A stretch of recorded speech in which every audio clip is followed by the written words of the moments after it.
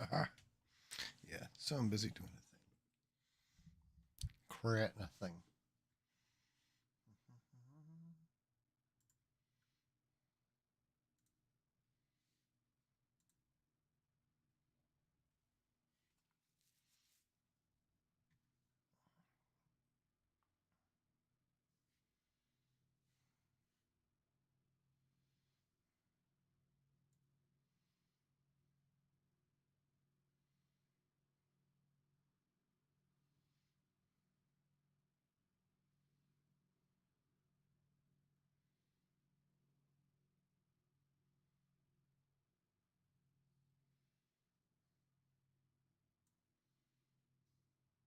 Attitudes don't suddenly disappear or reappear depending on the political party holding power. However, it is undeniable that racist losers like these clowns feel more emboldened when someone with policies like Donald Trump is in office, and the richest man in the world, Elon Musk, sends the clearest signal possible that the people in power don't care about the hate they're spreading. Which brings us once again to body cam footage captured by Evendale police officers in their response to the unplanned neo-Nazi rally. The department has reportedly released its full trove of footage from the response, which we will leave a link to in the description box below. But for the purposes of this piece, we will only be following one officer's perspective. This is crazy because it's very clear.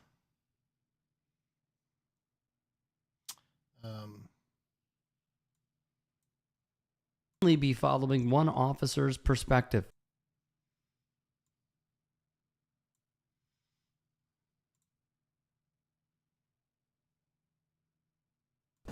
Greg said, and he suggested, we talked to the residents, if they want to counter protest, we'll give them the other side. We can shut down the whole Vision Way if they want to.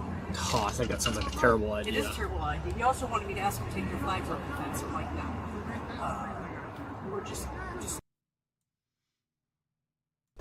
Greg said, and he suggested, we talked to the residents, if they want to counter protest, we'll give them the other side. We can shut down the whole Vision Way if they want to. Oh, I think that sounds like a terrible idea. It is a terrible idea. He also wanted me to ask them to take their flags off the fence, something like that. We're just Yeah. That's my opinion. The lieutenant I talked to said that they were pretty cooperative with them. They said, we're going to be here about an hour. After speaking with a fellow officer about how to handle the hate rally and the large crowd of counter-protesters gathering nearby, he makes his way to the overpass. Guys, Nobody stands for this. sir, we have Too much. those guys are losers. Let's not impede traffic though. Let's get out of here. Come on. It's admittedly a breath of fresh air to hear a law enforcement officer say something like this out loud, but it falls relatively flat when the institution he's a part of has a long documented history of similar behavior and beliefs. Go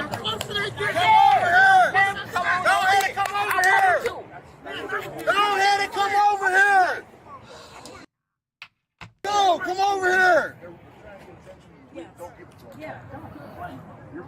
Hitler been dead. You chasing after a dream. This is exactly what they want, guys. They're losers. They're losers. Shout out to this man for gifting us with the perfect comeback line for these bigots. And while the officer is partially right in saying that this rally was meant to elicit a reaction from the local community, that doesn't detract from the validity and necessity of holding a counter protest like they are and what it will grow to become. It's always worth it to let racist losers like this know that their beliefs are not welcome in your community. Hey guys, quick break in the action. That's the thing. When the Nazis show up in your community, the worst thing to do is let them peacefully protest. Make them unwelcome, make them afraid. Oh, that's what they want. Bullshit. I mean, seriously. Run up and hit them with a brick. Oh, that's what they want. So, give it to them. Give them a brick. Stomp them. Beat them down. Whatever. This whole, oh, that's what they want. That's bullshit.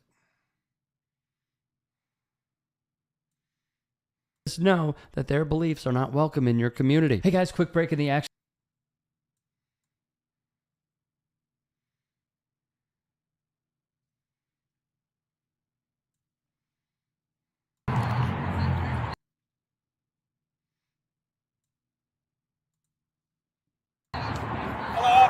Sir, how are you? We're trying to get out of here. Okay, I'll just... We got U-Haul up there. If Yeah. you could let it down here, we can get out of here. Okay. And then we might need an escort. We got a vehicle right over there, a Jeep with a dog in it. One of our guys.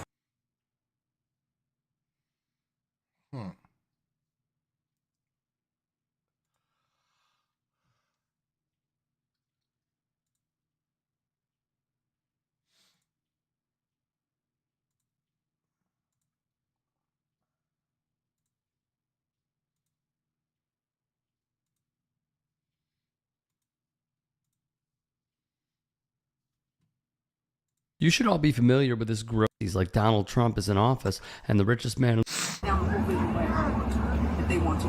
Oh, I think that sounds like a terrible It idea. is a terrible idea. He also wanted me to ask them to take their flags off the fence, something like that. Or just move this up. Yeah. That's my opinion. The lieutenant I talked to said that they were pretty cooperative with them. They said, we're going to be here about an hour. After speaking with a fellow officer about how to We got U-Haul up there. If Yeah. you could let it down here, we can get out of here. Okay. And then we might need an escort. We got a vehicle right over there, a Jeep with a dog in it. So? One of our guys need to be escorted right over there. No, you don't. Okay. Can you guys start by No, you taking the don't need bands Yes, sir. down, and Yes, we'll, sir. we'll get that all taken Yes, care sir. of, okay? Yes, sir. No, you don't need It should to be never be escorted. lost on you how considerate Being and nice to each other. respectful these bigots can. It shouldn't be lost on you that the cops and the racists are being nice to each other. The cops and the bigots are being nice to each other because they're all on the same side. They're drinking buddies. They're going to be seeing each other this weekend on the golf course. Can be when they want to be, especially when it comes to law enforcement. Just like Rage Against the Machine told us as the officer walks towards the protesters to let the U-Haul getaway truck through, things get even more heated than they already were. Go, yeah. This U-Haul's moving through. No, this guy's getting them out of here. They're leaving. You can't do that. No. Guys, they're leaving. So Hey! they need their ass whooped before they go. They need to be made afraid to ever try this again. Stop. Let's get it. Sir. Stop. They're leaving. Let's get it. Hey, they're leaving. Back up. Turn around. You're in the middle of the street. Turn around. Sir, there's a car coming. Look out. There's a car coming. Please. Come on.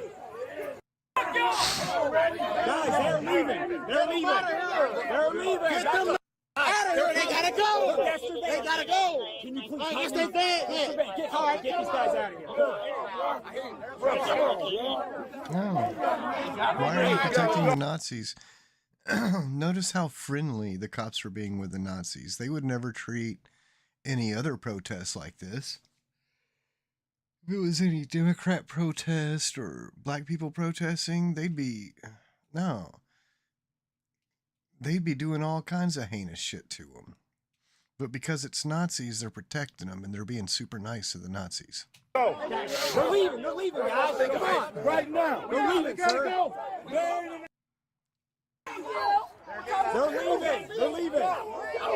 They're leaving. Hey, hurry up. Come on. Get in the van. Let's go. This is going to get bad. I agree. Thank you. We appreciate you guys. Yes, sir. Sorry for making it harder. All right, come on. Can I get an escort to my Jeep? We'll worry about that once you guys go on the U-Haul, okay? Okay, cool. Hey, Thank you. pull down the ramp. I'll meet you down at the bottom of the All ramp. right, thank you. God bless you. Yeah.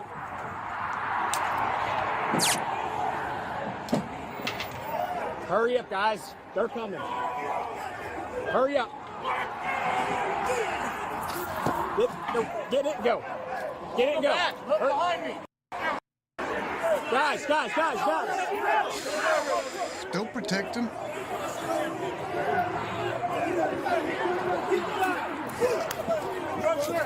Stop. Go. Get in and go. Get in and go. Go. Go, guys. I'll meet you at the bottom of the ramp. Go. All right, guys, they're out of here. Huh? Who did this, man? Go.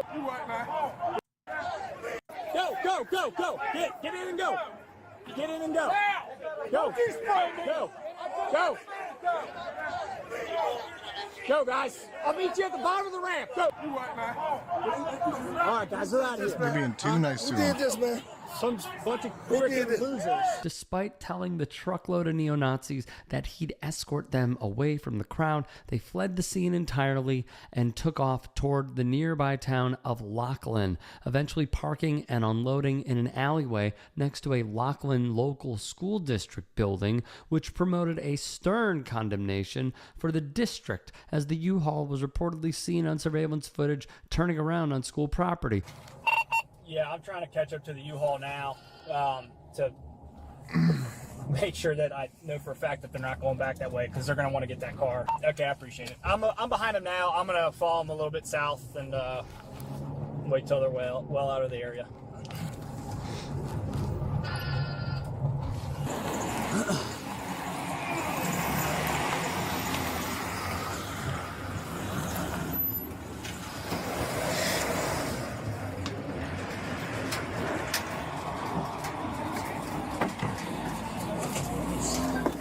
We're trying to figure out a plan to get that. Yeah, I don't know Jeep. if we've got to get them an Uber or something. That's probably the best bet, I'm guessing. I don't think anybody knows about it. There's a dog. If the dog in there is cool with, if the dog is in there is cool with me driving it to you guys, I can go and get it. But there's a dog in there. I don't know. Yeah, we need to get. He's my service animal. That's why I really need to get him. But it's Get you an Uber. Let's go. Here, Get your mask on. Let's I don't go. give a fuck about my face right now. just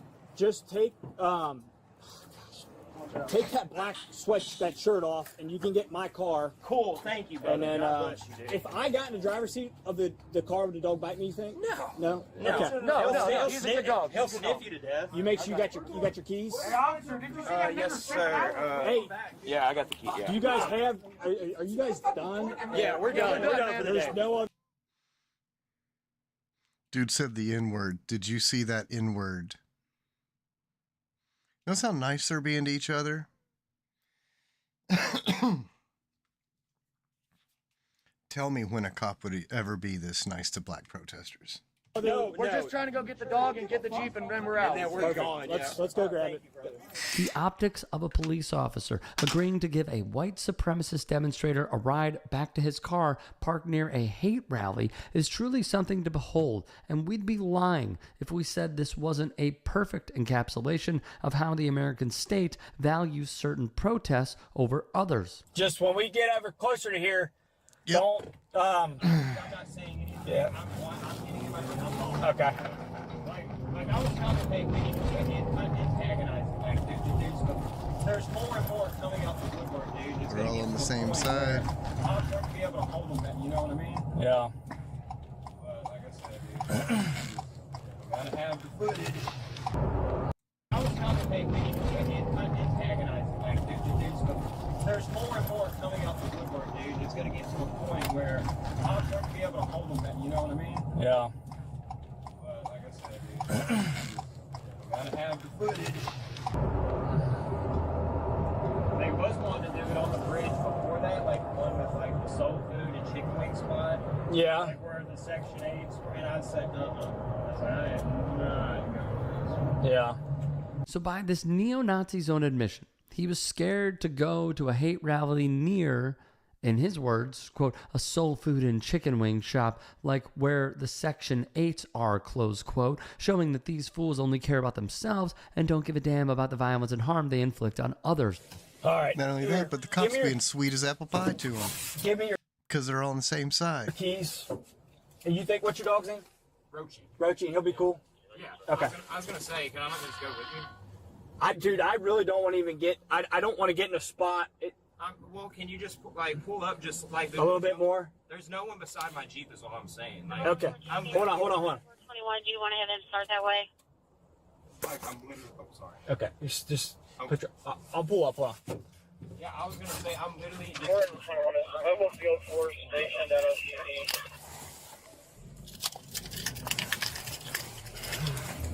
Being so helpful to the Nazis. So forward 21, that's clear. Forward 14, if you want to start that direction. Forward 14, you're clear. Taking oath for now. I'm checking with deputy supervisor. Hey, this. There's a dog. All right. Yeah, this guy's here. I'm gonna go get it. You guys just keep an eye on him. Okay. Slash the tires. Okay. They slashed the tires. My key's in there, okay? I had the owner of that Jeep in my car to come and get the car. And they said I followed that U-Haul and they pulled off in the lot. Oh, okay. So what are we going to do? Are you going to drive it? I was going to drive it, but if they slashed the tires, then I don't know what to do.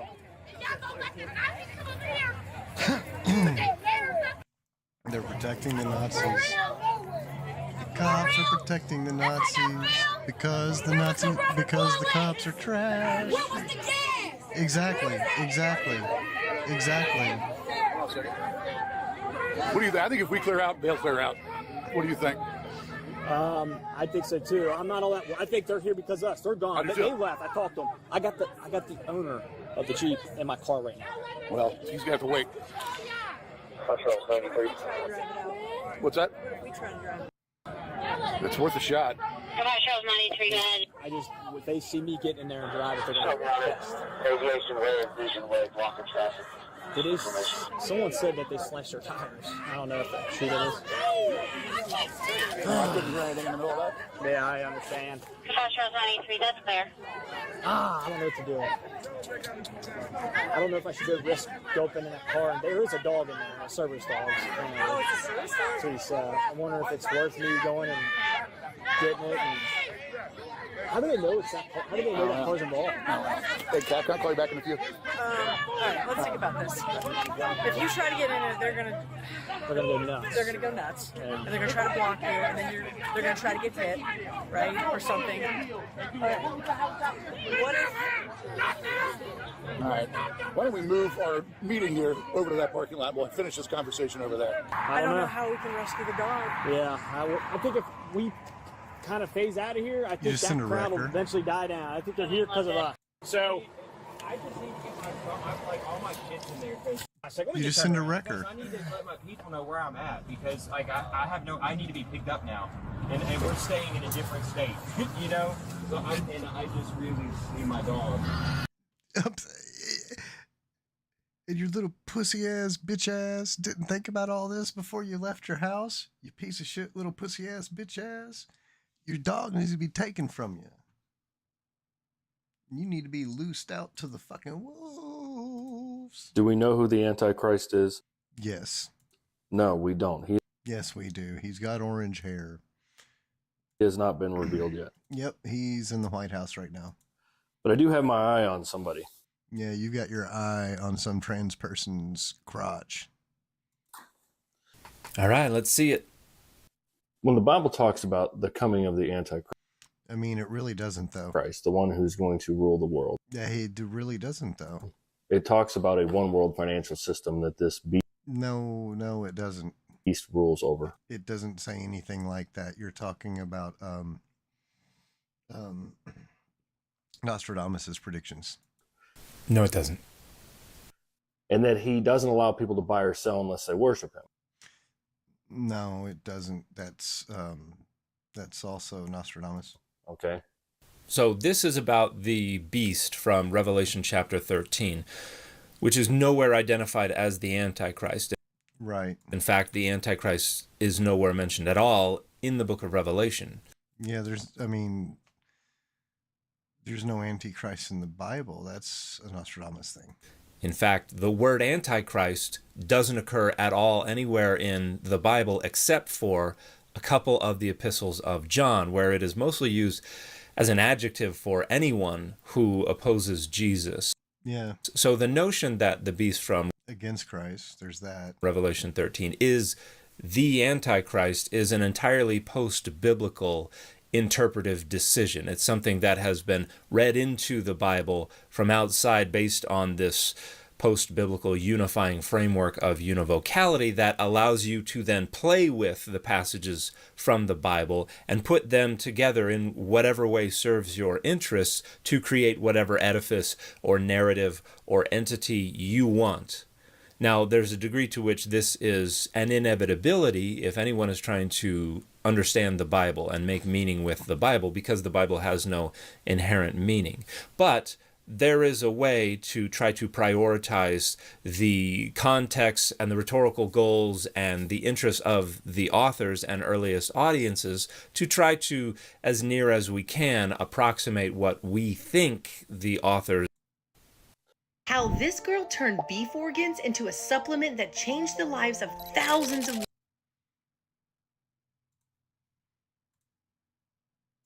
It describes someone in Revelation who's going to sit on the throne. It describes someone in Revelation who's going to sit on the throne in the temple of God. So the book of Revelation says absolutely no such thing. Yeah, there's no mention of that's a complete fabrication Whatsoever. One thing I have found about Christians is they tend to lie a lot, especially when they're talking about stuff that's in the Bible. They really lie a lot then. This is a reference to 2 Thessalonians 2, verses 3 through 4, which are about the man of sin or the lawless one, whom the author, who is not Paul, but writing probably after Paul's death, says must come first before the second coming of Jesus. And it says he will exalt himself above every god and will seat himself in the throne in the temple of God. And what 2 Thessalonians also never does is use the word Antichrist. Again, that designation only ever occurs in a couple of the epistles of John, and you have to read it into these other passages if you want to connect them. It describes someone who's going to receive a mortal wound and be healed and continue to live, and it specifically says a head wound. Trump. And scholars have long identified this as a reference to Nero, who died in the late 60s CE, but shortly after a rumor started up that he escaped death and actually fled to the Parthians or was going to be coming back from the dead to come back and take over rule of Rome, which would represent an existential threat to the survival of followers of Jesus. Please stop suggesting that this refers to Donald Trump as well because of whatever nicked his ear at that speech. That's not a mortal head wound, and none of this at all makes Donald Trump the beast or the Antichrist either. I don't think it is helpful to read any of these people into this text because that still suggests that these texts have some kind of control over our present or our future. And the simple fact is that they do not. They have only to do with the middle. Oh, fuck off. These evangelicals are going to call him the chosen one, so by God, I'm going to point out he's more like the beast, so fuck off. Of the 2nd century BCE in the case of Daniel, and the end of the 1st century CE in the case of the book of Revelation. Now, it also says that those days will be cut short, because if they weren't cut short, even the elect would not be able to be saved if that were possible. So it's someone who's going to be able to deceive the Christians. Yeah, Trump. All kinds of people and worldviews have been deceiving Christians for many centuries.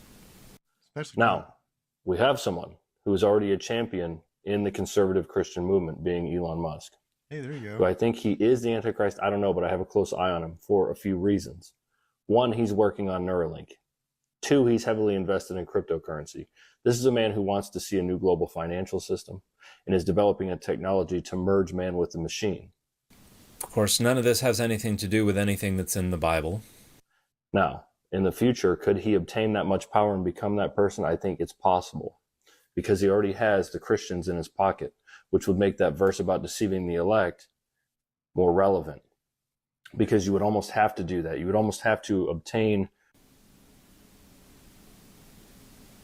I guess the video's over. That was the entire video that was on this content creator's Instagram account.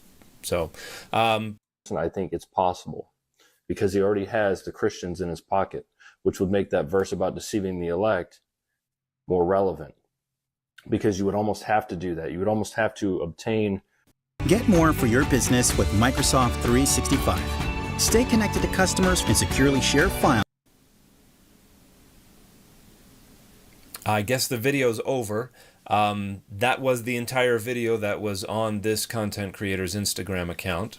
So, But anyway, all of this is obviously pure and utter nonsense. Elon Musk has absolutely nothing to do with whatever's going on in Daniel or Revelation or anywhere else in the Bible, because these texts are about the middle of the 2nd century BCE or the end of the 1st century CE. They are apocalyptic literature written by authors operating within specific social and historical circumstances with rhetorical goals directly and exclusively related to those social and historical circumstances. And so nothing in any of these texts has any real direct relevance outside of those social and historical contexts. So the book of Revelation has nothing to do with anything that took place or will take place after the end of the 1st century CE. It is an attempt to exhort followers of Jesus in that time period to remain faithful. It's trying to evoke an emotional response and also exhort them to remain unspotted from the evil Roman Empire. It has absolutely nothing to do with our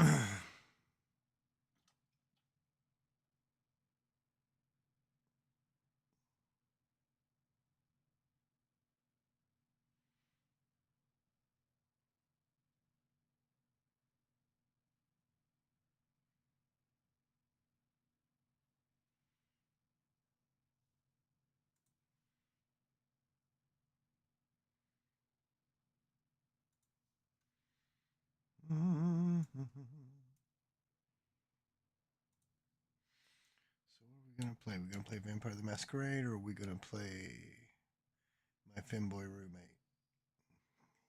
We're gonna be even better. Haunted by Femboy. That's what we should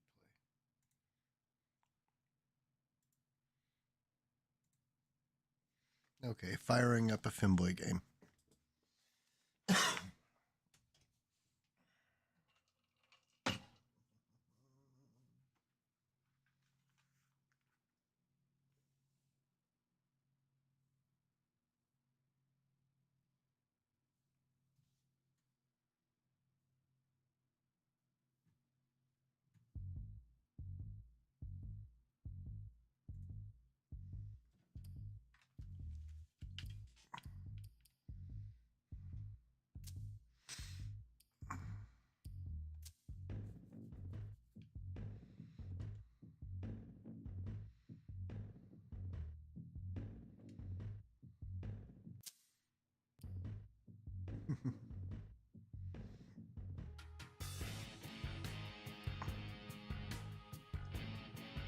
Yeah, but I shouldn't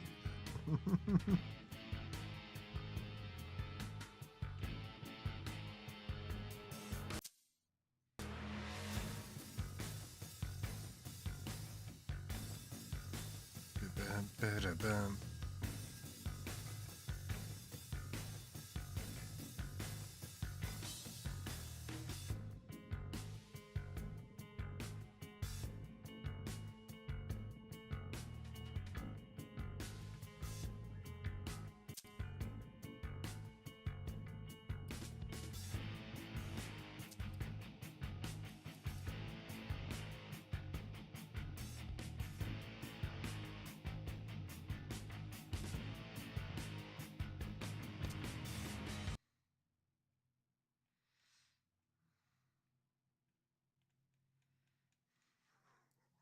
Just sit through all this. That's okay. Let's do it.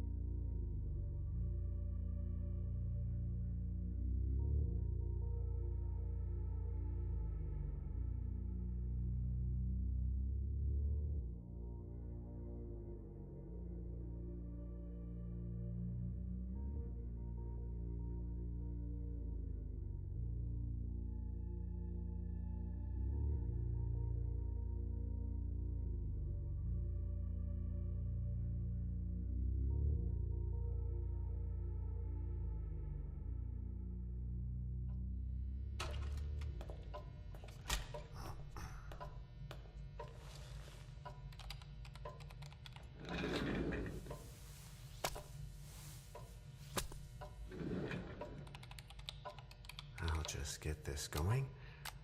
There, ready. We're all set. Now, to begin, tell me, what do you see? I don't know. Okay.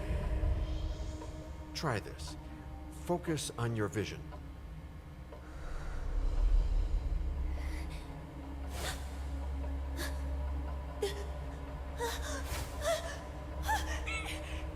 No, it's happening.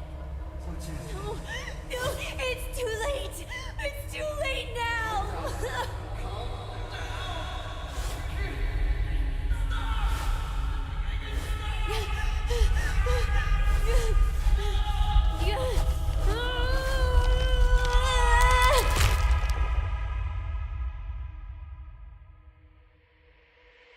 They're coming.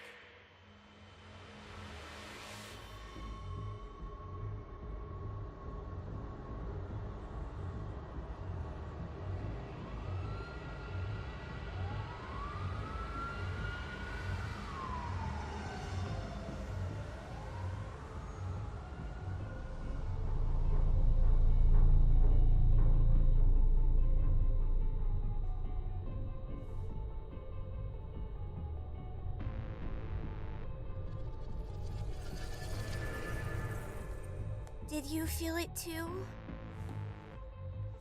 Take your stuff. We're getting out of here.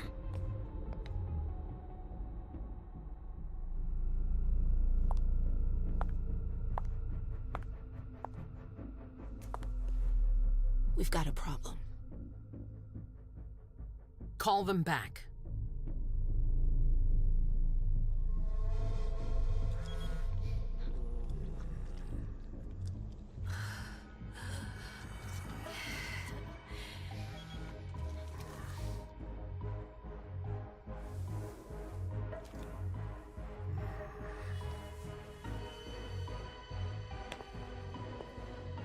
What's going on?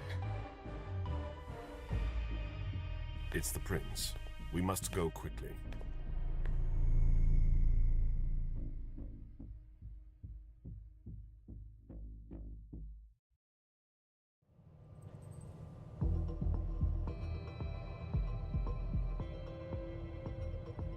Come on. Damn it.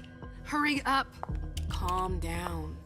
Maybe it has nothing to do with the party. You know full well I was in charge of it. If anything goes wrong, it's my head on the chopping block. Fuck. Damn it! It took Hazel months to convince the Hartford Chantry to ally themselves with us. So they finally accept, and then bam, a code red. There's never been a code red in Boston, damn it! This has gotta be bad, MM. Oh boy. Just in time. Boop-a-doop-a-doop-boop-a-doop.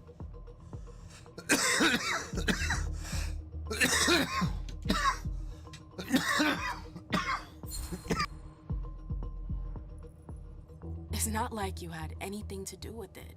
I'm sure. You don't get it. I was in charge of organizing the party. But security is Jara's problem. Yeah, normally. except Jara is a member of the Primogen. I'm not. But you're a harpy. The prince will cover you. You know she's always looking for an excuse to take him down a notch. We'll see. What do we do next? When everyone's safe, we move on to phase 2. We clean house.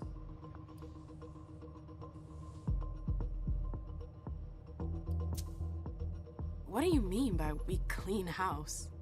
Getting rid of our archives, our documents, anything that might betray our network and relationships.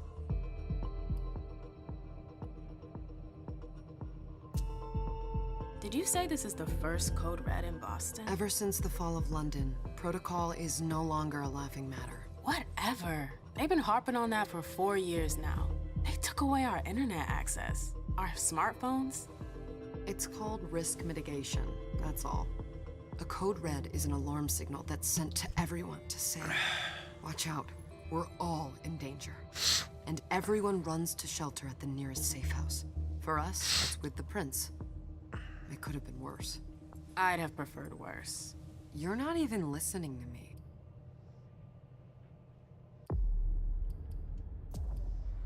I just gotta see. Prepare for the screen to go wonky for a second. I gotta see it.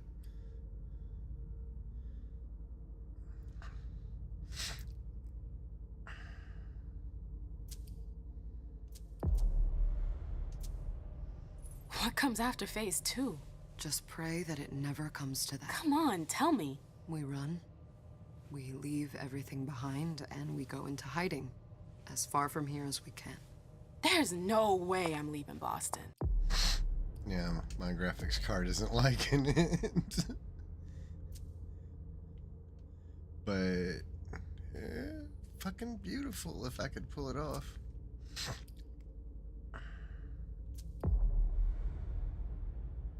Everything I have is right here in the city. It took me years to build my clubs. I've worked too hard to give it up now. You won't have a choice. I know you hate coming here. Are you gonna be alright? What do you think? I know how to behave, Jay. Yeah, I know.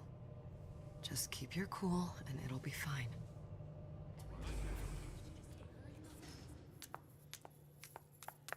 Ah, my little darlings. You're here at last. The fear that something horrible had happened to you terrified me. No call for theatrics, April. The prince asked to see you as soon as you arrived, Amim. I wouldn't dilly-dally if I were you. As for you, Journey, someone's triggered a code red. If anything has happened over there, I'll hold you personally responsible. Yeah.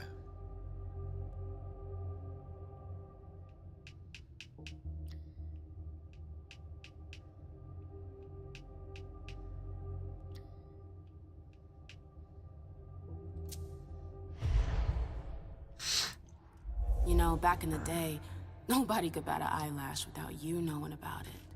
You must know exactly what Jay is being blamed for, don't you? Imem. My dear Imem. I adore you. Really, I do. But darling, please. You're way out of your league here. This alliance with the Hartford Chantry is crucial. The prince is on edge. We can't get through to anyone.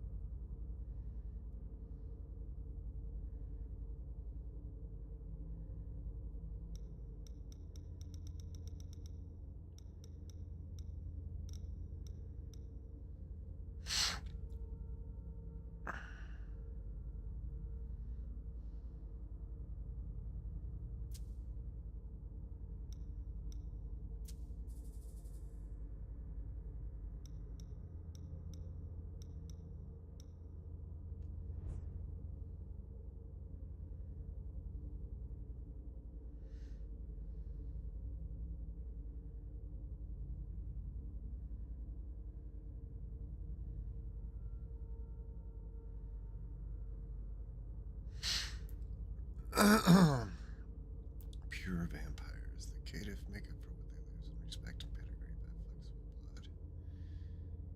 In the absence of a crippling bane, proud or ashamed of their cleanless natures, they may be. These creatures have no family and represent vampirism as pure, most individualistic. Kindred incorrectly assume all caitiff are created accidentally. The clanless target no mortals embrace. This view is outdated and ignorant. These knights of clanless are increasingly becoming a force to be reckoned with, though more disparate, individualistic, and chaotic than their cousins. They're all survivors, and they have begun to gather, build alliances, make children of their own. The caitiff who seek out mortals perform the embrace, generally target the strong-willed and those used to a common hardship. Caitiff's position in the hierarchy of kindred is at the bottom, just above the thin-blooded who should not have been born at all. They are forced to fight for their place, fall and be forgotten. Caitiffs see little point. Embracing worlds unlikely to make it in their own. Caitiff began first. Monsters are created when a fledgling embraced into one of the clans does not form attachment with their ancestral blood, does not exhibit the telltale signs of their clan's curse. When their kindred talk with the caitiff, they tell tales of Nosferatu abandoned for weeks on end without ever developing any hideousness. Painfully sane Malkavians and young Ventru able to feed from whomever they want. Unwilling to accept such a child as one of their own, the clan abandoned them when the child senses their blood that they do not belong to spend their savage pride as creation.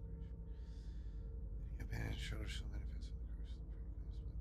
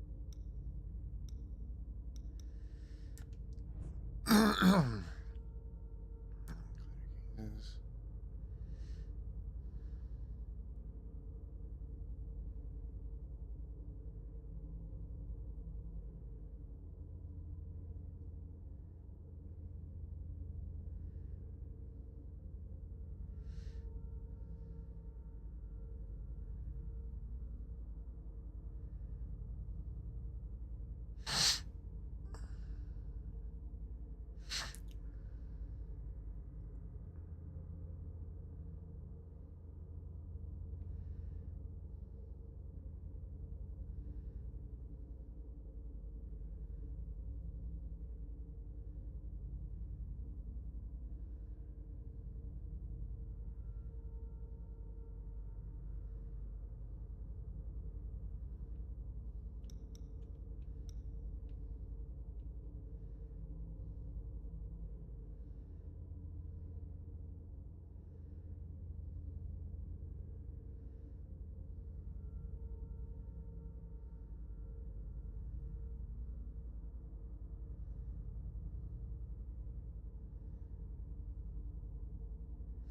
Mm.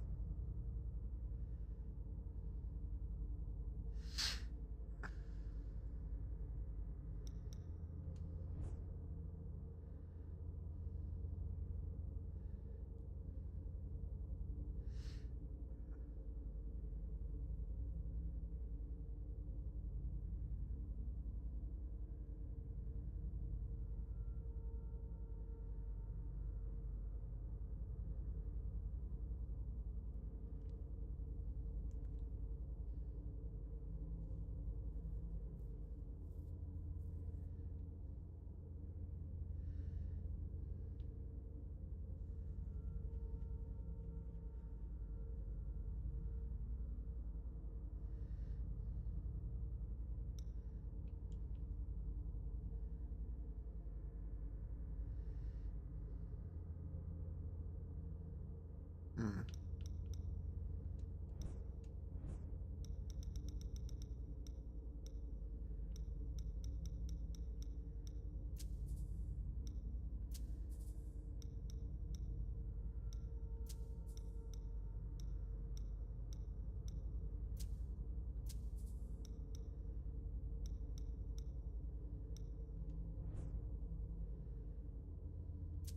Over there.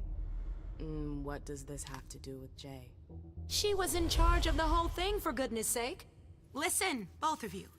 From now on, I don't want to hear another word out of either of you. The prince is furious. Journey, you're coming with me. I don't see why. And as for you, Hazel wants to see you. Right now.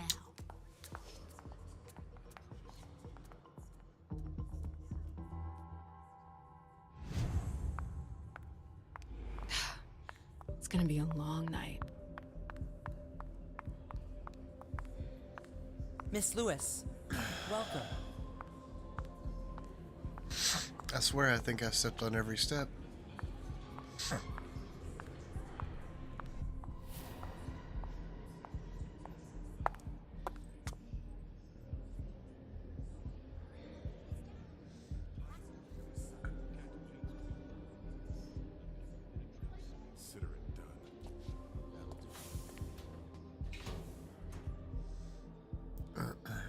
Who's she, Caleb?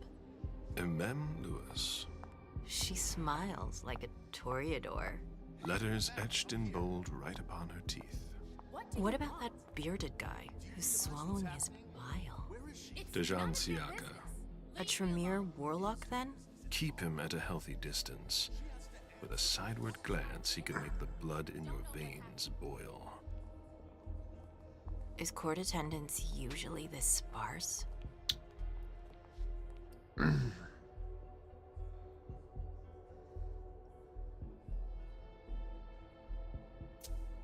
Under ordinary circumstances, there would be more of us here. Is it because of the Code Red? Could be. We should have all been at that party. But a Code Red is a Code Red. No one can leave.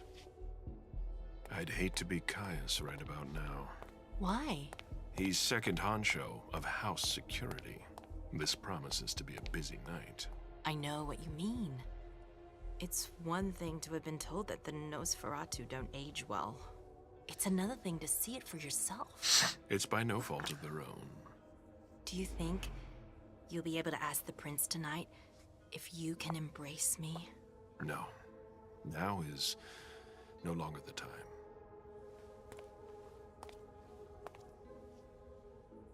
And he is your child? Mr. Beryl Underwood.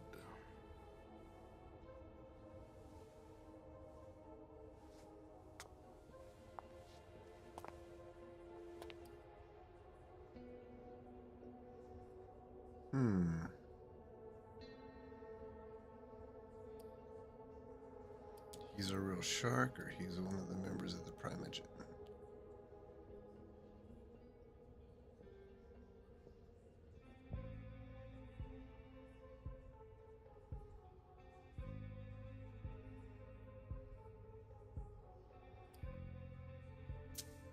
He is tortured by a demon. We all have one. The beast that preys upon him is a love of money.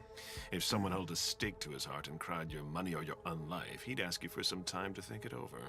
It's his greed, then, that cost him your favor? Everything about him was disappointment. Never forget that the court is a chessboard. We are monsters, and we sacrifice pawns. If you want to be a major piece, then behave accordingly. But... Nothing can happen to you here. We're in the prince's house. She must be finished by now. Wait for me. This won't take long. It's out of the question, MM! I won't let her get away with this! All right. Calm down, Dijon. Where's Journey? What's it to you? Don't start with me. She was in charge of the party. She has to take responsibility for this. Leave her out of it. It's too late for that. Don't waste your time covering for her. She's not a kid anymore. I haven't heard from my child, and no one's able to get through to them over there. Go on then. Go and save Imani and stop wasting your breath. There are rules. Need I remind you? We're all stuck here. You're such a good boy. You'll never change. Dijon! What? Oh, come on, Hilda, she needs to grow up. Leave us.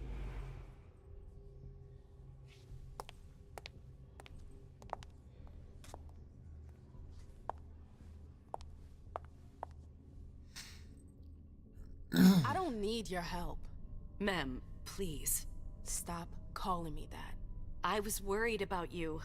You still haven't moved on, have you? You're always getting in my way. Lower your voice. People are staring.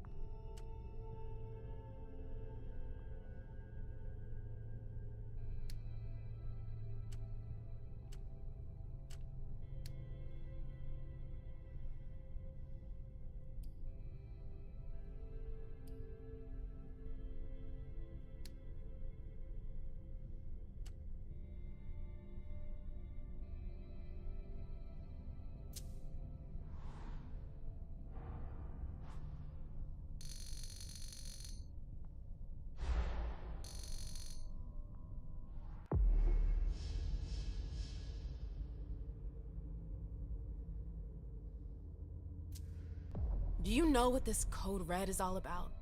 You're in the Primogen. You must know something. I'm in the same boat as the rest of you. Apparently, it was from one of Moore's retainers. That's all I know. Who's that? Jason Moore. Don't you remember him? He's the human who manages our interests when the sun comes up.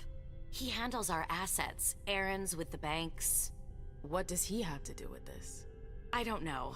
It now seems that Miss Hazel Iverson, the mighty Prince of Boston, is no longer on speaking terms with the Primogen. As if now were the ideal time. She asked to see me. Do you know why? My best guess is that she'd like to talk to you about Journey, of course. I always warned you that girl was trouble. Yeah, sure. I've gotta go. Hazel must be upstairs. I'd better hurry. What about Jara? I haven't seen her. Councillor Drury is not here, nor is Dr. Dunham. Mr. Leto's teams are trying to reach them, but... Nobody's Hey, answering. Abby. No. Hey, Mem. Abby, do you know what's going on? I'm sorry, but I can't. Please? I feel like I've been plopped down in the middle of a minefield. There are rumors about Journey. Rumors about how this is all her fault. Did you know that Jay was in charge of the party? Shit. I bet she's gonna take the fall for whatever happened. I don't think she's involved, but we've got to be on our guard. They've all got such long faces.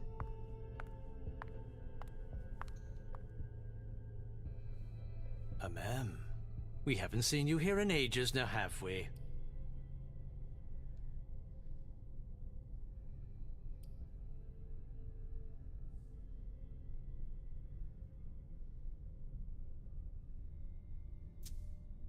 Let's holster our weapons.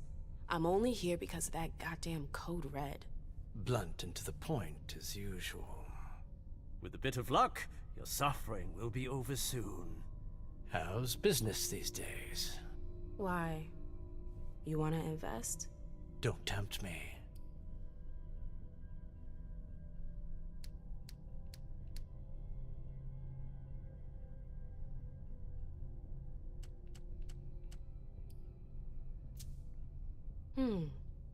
I'm shocked to think you put so much as a penny into one of my clubs. They don't bring in enough for your taste, Beryl. You're right. I'm not interested in them. Now, if you don't mind, I'd like to be alone. I'm waiting for Caleb.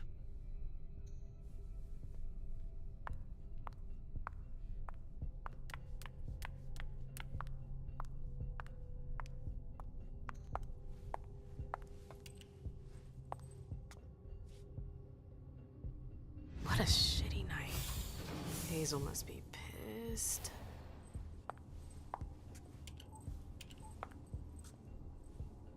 What the hell could she want with me?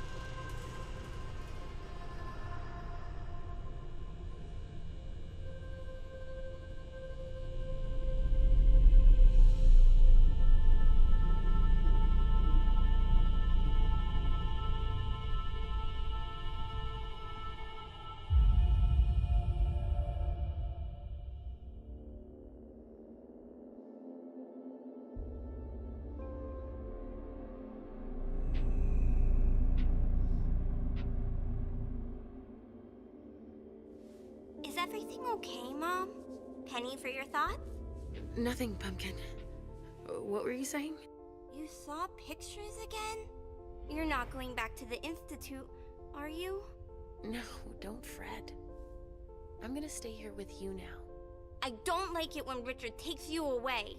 He's my psychiatrist. He's helping me so I can be with you. Mom has a little trouble sometimes, remember? I see things that haven't happened yet. And I forget others. Yes, I know. And you have to slumber so you can rest all alone sometimes. But 3 years was too long.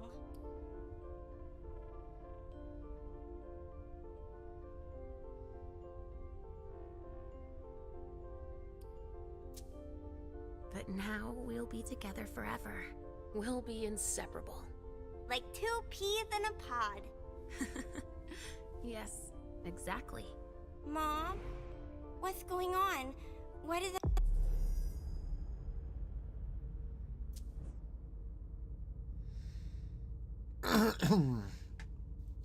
Date of Embrace, 1921 Florida.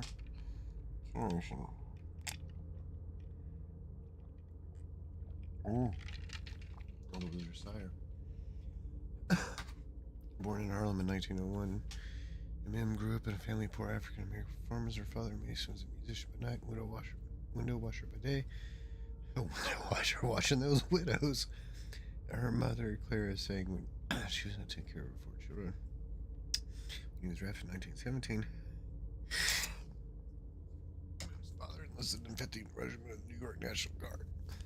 Harlem Hellfighters participated in the liberation of France He joined a jazz band and his unit became phenomenal success. The war ended. They Studios had them record an album which would become the first jazz record to be played non-stop. Rich photographs.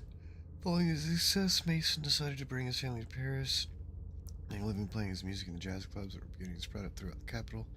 Mim was 17 years old and was a dancer. She spent time with the elite who would come and listen to her father, and it took a little time for her to get noticed. She discovered the Folie Bergère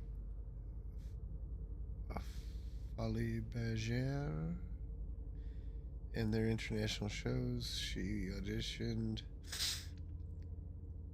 for it in Pacifying Colors from Hot Jazz backstage, subbing in for other performers.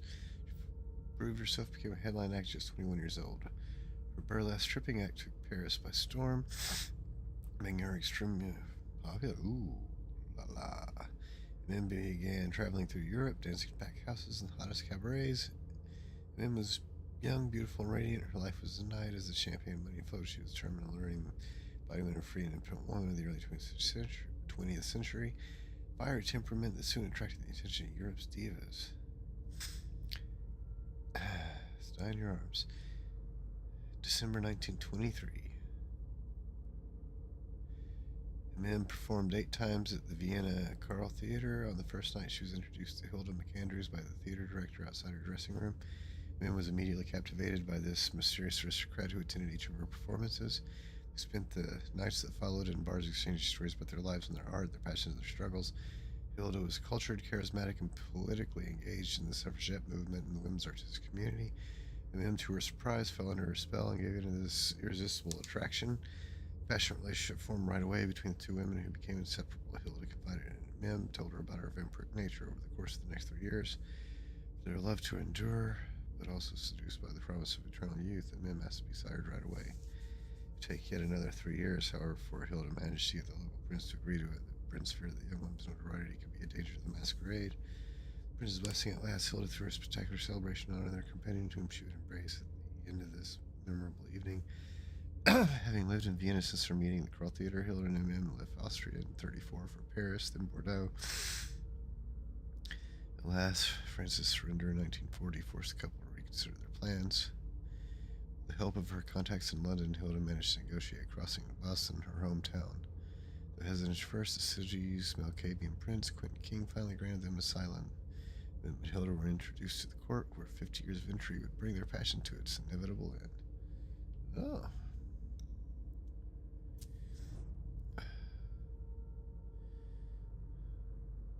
Oh, 1745.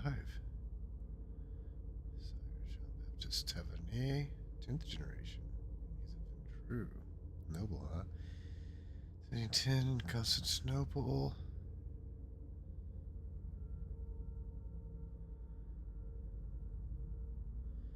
Eris, the King's Light, gave birth to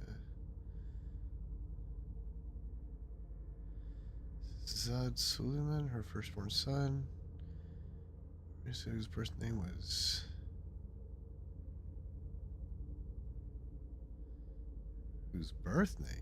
Jeanette de Bazarie. Left France and joined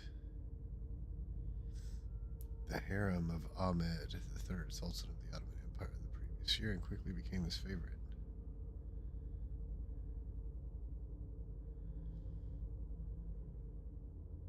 Okay, she was a doting mother who was constantly concerned about the child who was destined to inherit his father's throne.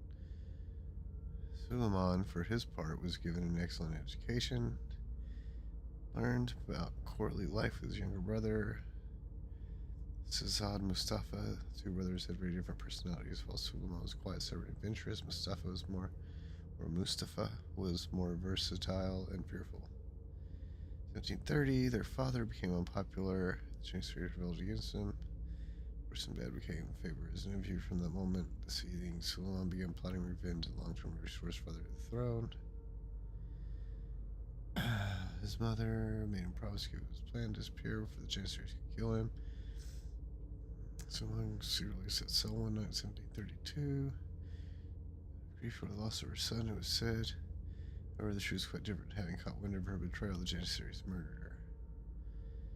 Though it belonged to Jeanette de Bazarie's family, took Suleiman to to the port of Antwerp, where in homage to his mother, he called himself Caleb Basser. He was adopted by a family of diamond merchants who traded between Europe and the New World, and whose newfound fortune grew rapidly.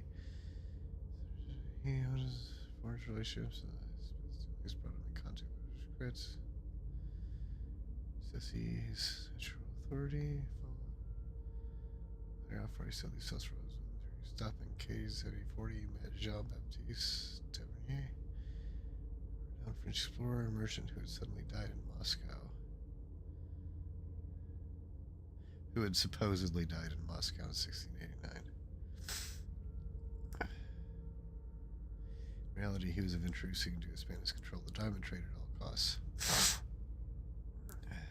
Collaboration proves to be fruitful even beyond expectations. His famous nourished in the young sailor has been with father and a calm night.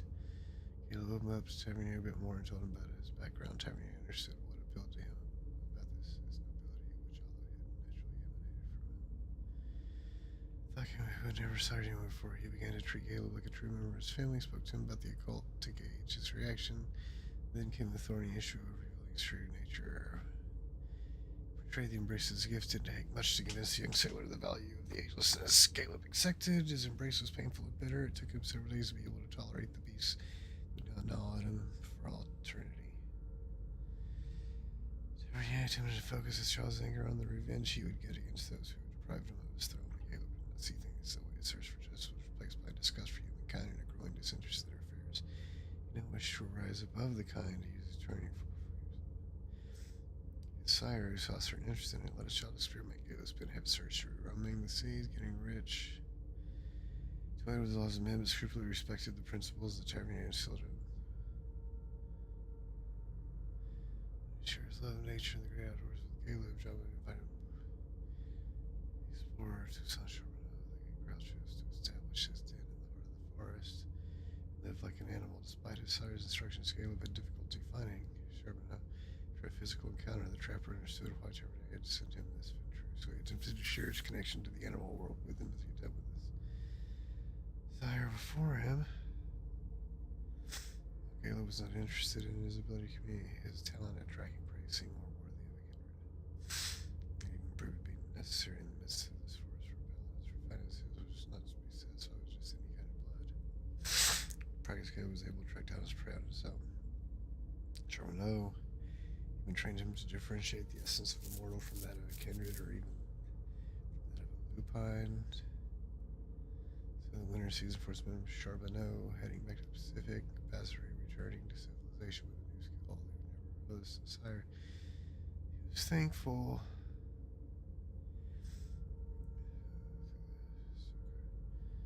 Tried to refine sugar trade with the United States under embargo.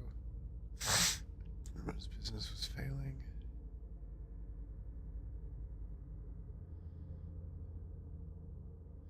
Caleb mustered all his knowledge to organize a large-scale smuggling operation, amassing a small fortune in the process. Underwood and Bassery formed a close relationship. Beryl Underwood was born at age 7. Inherited the business from his father James when he died in 1833. Caleb knew Beryl as he watched him grow up. His 6-year-old heir asked the man he viewed as his mentor to stay with him and help him. Caleb agreed for several reasons: respect for his son of the urgent much abandoned relationship he had with James, and the profits he could make. It was the agreement of sire that he moved to Boston for good. Tavernier since Caleb had made great progress. He found a kind of private. He remained in regular contact with Chaudry and was equal. He was advised that he was set up. Beryl exceeded Caleb's. He was more talented than his father, and the true had something to do with it. However, I cannot become involved with moral long term without comprising their identity. Years of Beryl's house let him question Caleb, who gave him a free answer. He admitted as much as this was far from significant. Caleb had never thought of siring a child, so both and did not accept until 1869. Wow, Beryl's embrace was quick. He immediately felt empowered. His ambition knew no bounds, and he sought to enrich himself by any means necessary. Extended beyond that, Beryl was involved in every plot or betrayal. And he was sure which Beryl did not for him. Ah. Through the environmental health impacts of his business,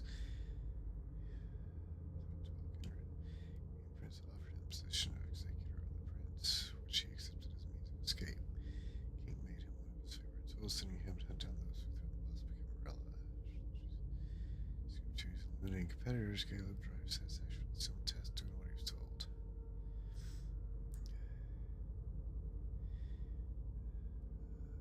Barrel under which moves. Caleb grew weary. Caleb considered this a betrayal, however, he also felt the same need. Asked Caleb to become the new Prince of Boston.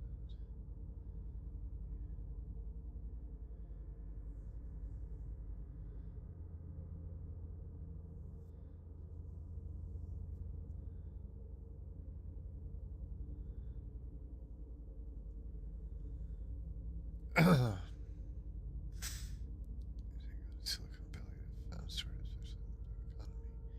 Where about her and finally met her. Finally, he wanted to dress off her and make her his goal with the aim of embracing her in the barrel so destruction drive. However, Hazel Iverson did not subscribe to the same policy as Queen King and would not grant the right sorry so easily. She was on his way to take control of his first way consumed by the beckoning. He could no longer bring himself to leave without having repaired what he considered to be his greatest mistake. Huh.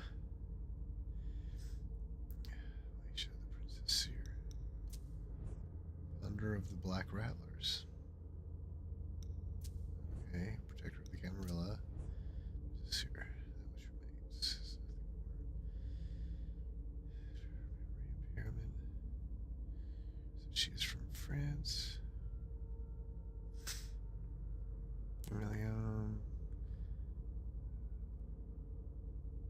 Richard Dunham was her psychiatrist. She knows that he saved them from the war in '39, both her and her daughter Halsey. He made it possible for them to join the Boston court. Sound by Quentin King. Child of Malkav like them, the rest is nothing but light and shadow. Alicia knows the names and sometimes even the stories of those around her without knowing. It is the first year of her red power. Alicia remembers her. Finally, despite only knowing her for a single year before leaving to be put in slumber at the Malkav in Boston, she remembers where the present, possible future, she fights her from her beef and take care of however this does not serve the prince's plans to save the U.S. birthright master. Oh wow.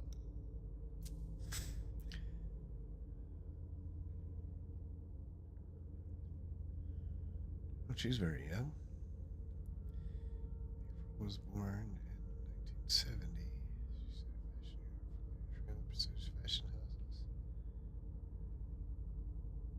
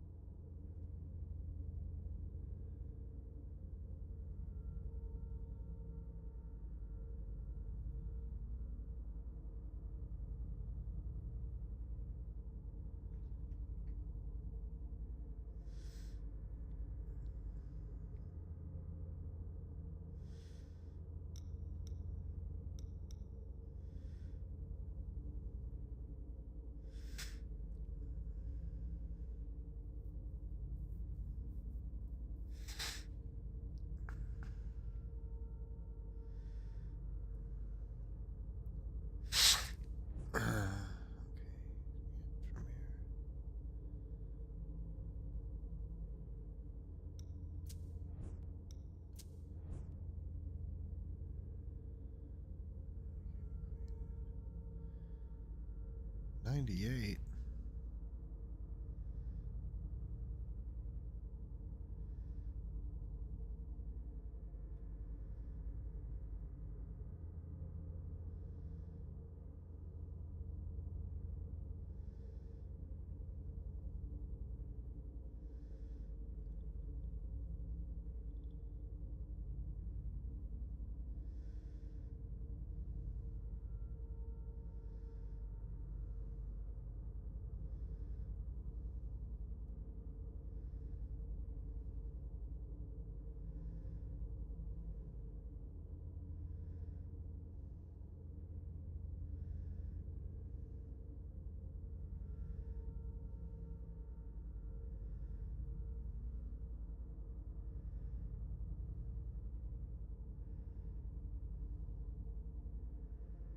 Hmm.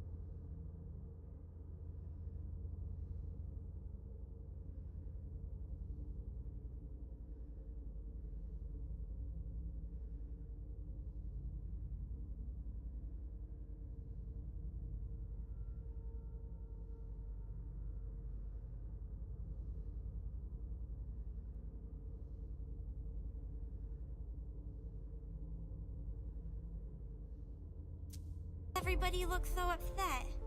I think something serious is happening. I'm worried. I still haven't seen Richard. I looked for him so he could explain, but he can't be found. So, what do we do now? I was told to wait here because Hazel wants to see us. There are grown-ups coming, and your mother needs to talk to them. Oh, then I'll go hide, because grown-ups talk to me too much. If you want, sweetie. But don't wander off. Go on. Show me what you do to make sure no one spots you. Okay, here I go.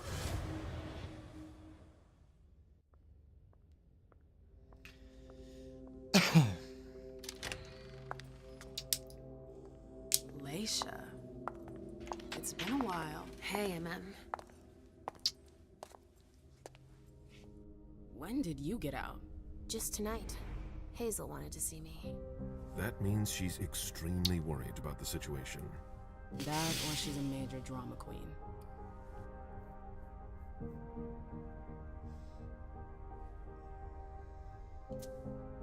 You shouldn't make light of the situation. Believe me, there aren't many of us who have experienced a Code Red and survived. Thanks for the heads up, Professor Bazori. First Siaka, now you. Why won't anybody give me a break tonight? Maybe you asked for it. Or maybe if you behaved in a manner more appropriate to the circumstances and our setting, then you'd better understand why everyone is so nervous.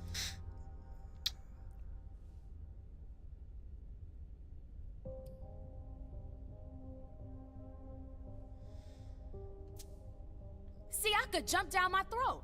Was I supposed to let him take his nerves out on me? No, I'm sorry. That's not how things work, Bazori. We must all remain calm and accept any help we can get, even from the most unusual sources. That's surprising to hear, coming from a blue blood. At least your certainties come from a more solid source than a prophecy from a child of Malkov. You don't know what you're talking about. All I'm saying is that whatever the problem is, your hallucinations aren't gonna help us solve it.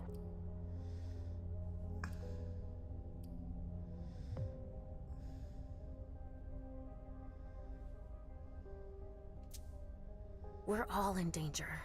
When I awoke, I sensed a threat everywhere, all around us. I've never felt anything like it. Please explain.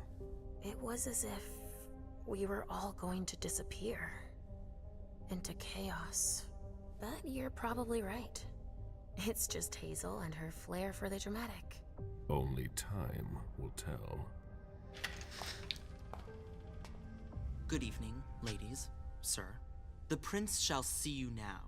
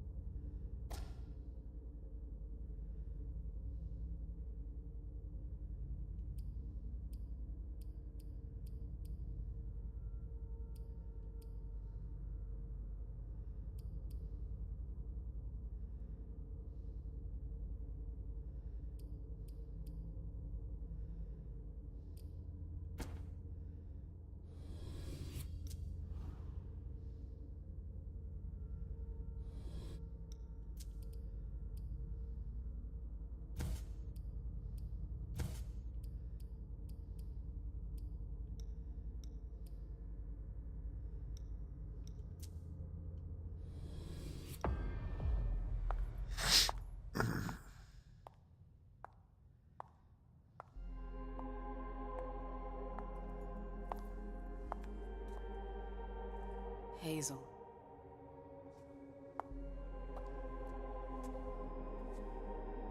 Delson. Come in, MM.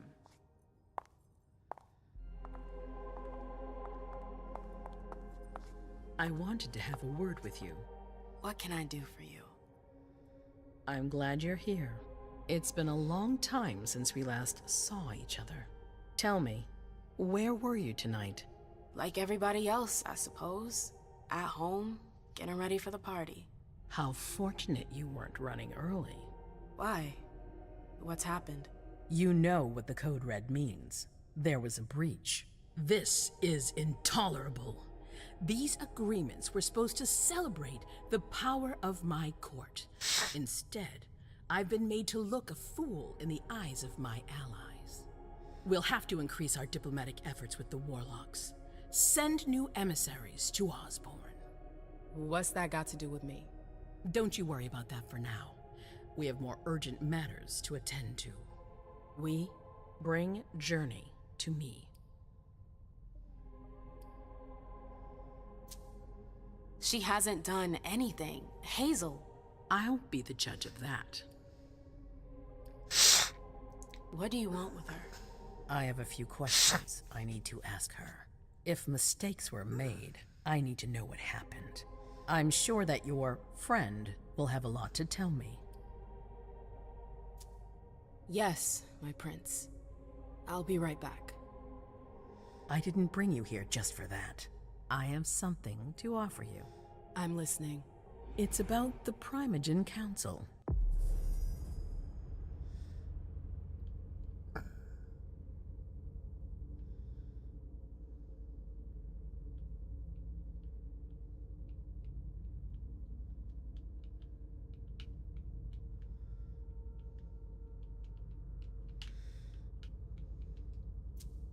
You know everyone who's in it.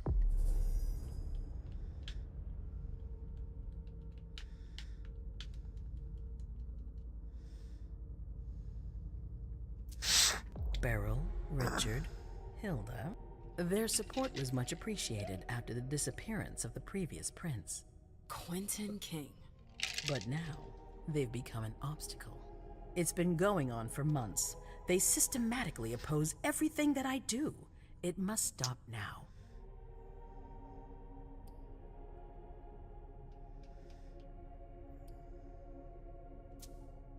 The Camarilla has faced many challenges in the past few years.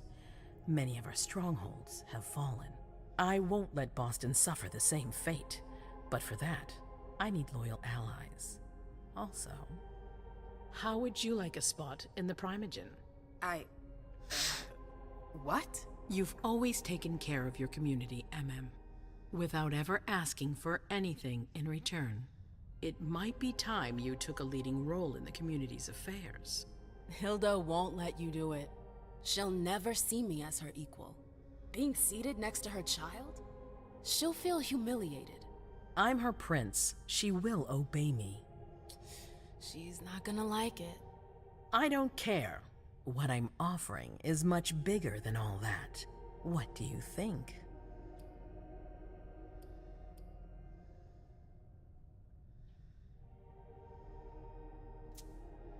You know what I think of the court. I'm not comfortable there. You'll get used to it quickly. I'm not sure I want to. It's not a question. Time is of the essence. You're a businesswoman, MM. I know you'll be up to it, but we'll talk about it again soon. In the meantime... I know. Jay, I'm going to go see Sylvia first. I need to...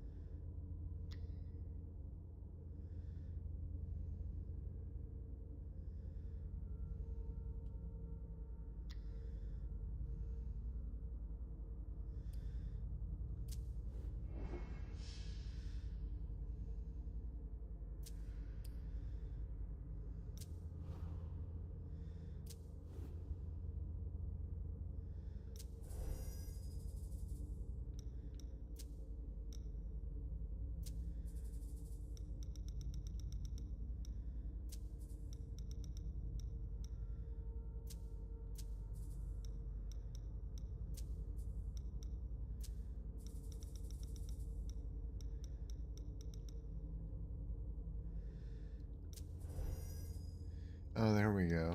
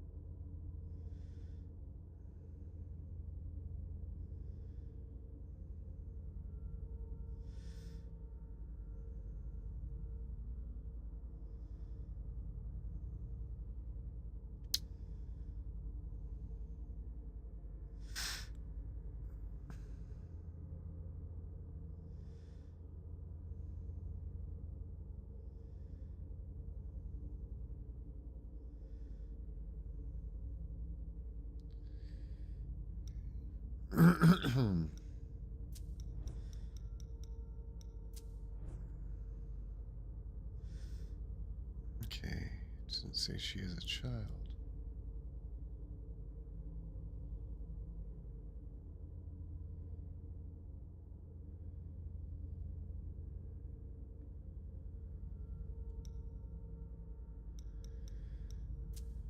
Huh. There's no mention of journey.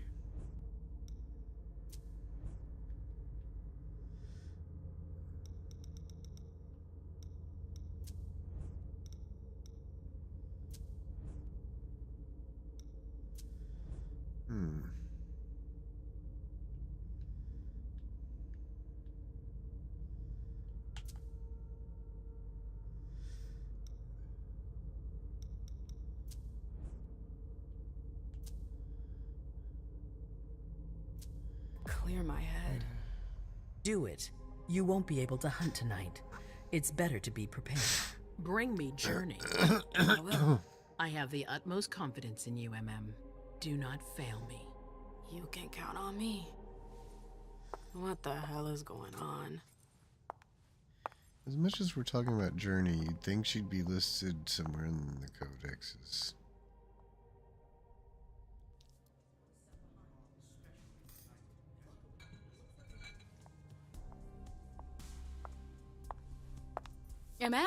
I'm happy to see you in one piece. Hey, Syl. I'd like some refreshment, please. Of course, I'll get you a glass. I was thinking more like a vessel. Oh, serve yourself.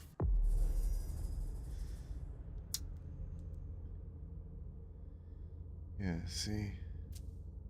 but try not to damage them, okay? They're all I've got left in stock. I get it. I'll be careful. I'm right here if you need anything else. Safe zone is a place for no one to see you feed. You can find them exploring the surroundings. Only one prey may be sent to safe zone at a time. No news from anyone. Do you think they're... Now's not the time to be thinking about that. We're not the only ones freaking out. Look Go around. ahead. Exactly. We've got to keep our wits about us. Got it? Yeah.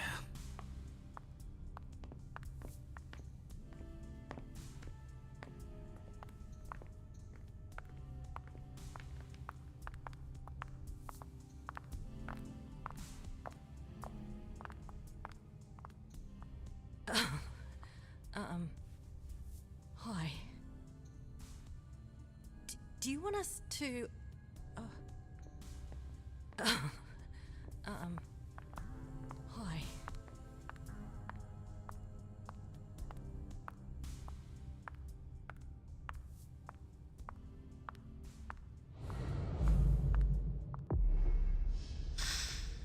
Prey will naturally be revealed as you approach them. To feed, you will need to find a safe zone you can lead your prey to. Go after isolated prey if surrounded by potential. Sending the prey to a safe zone will increase suspicion of you.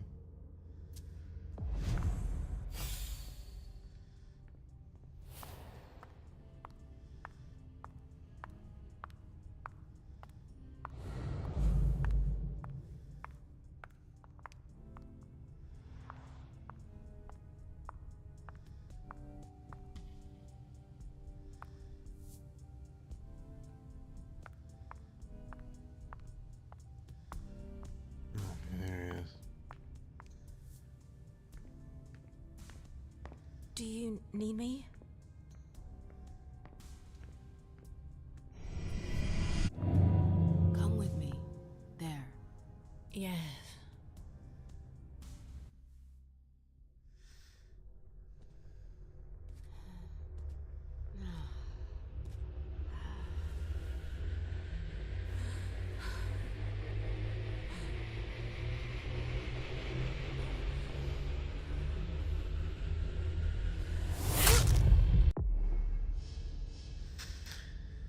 Okay, the ability to use powers to charm or subdue the prey and satisfy their hunger. Being a prey, you control the amount of blood you take. Press and hold the button to increase the amount of hunger eliminated. If you do not press the button, or if you don't release it before the bar is full, killing prey will increase mortals being okay.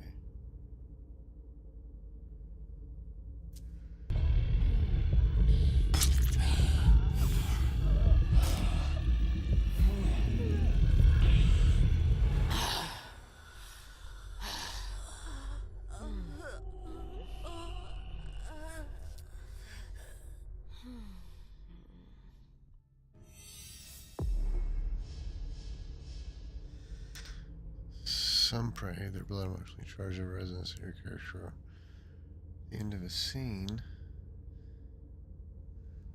the resonance provides an experience bonus for the corresponding.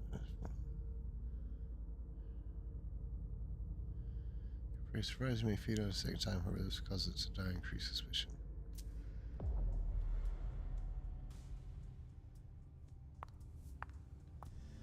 I need another one. Absolutely divine. All right, Jay. Where are you hiding? And then there are the palaces, the mosaics, I the know that gardens, voice. and the vibrant youth population. It must have been busy. I'll stay here. They make a lot of noise, but life always finds... Come with me. There. Going.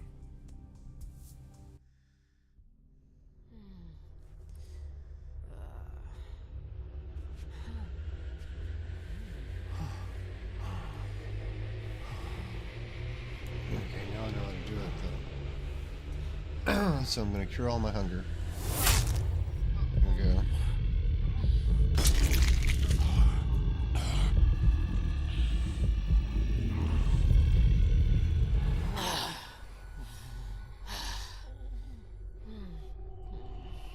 Fully sated.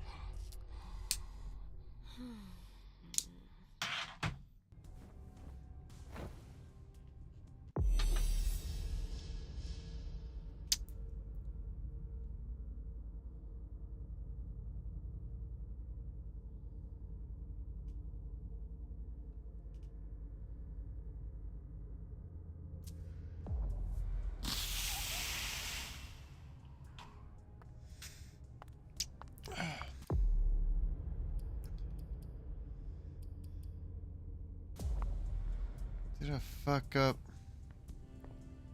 Oh my god.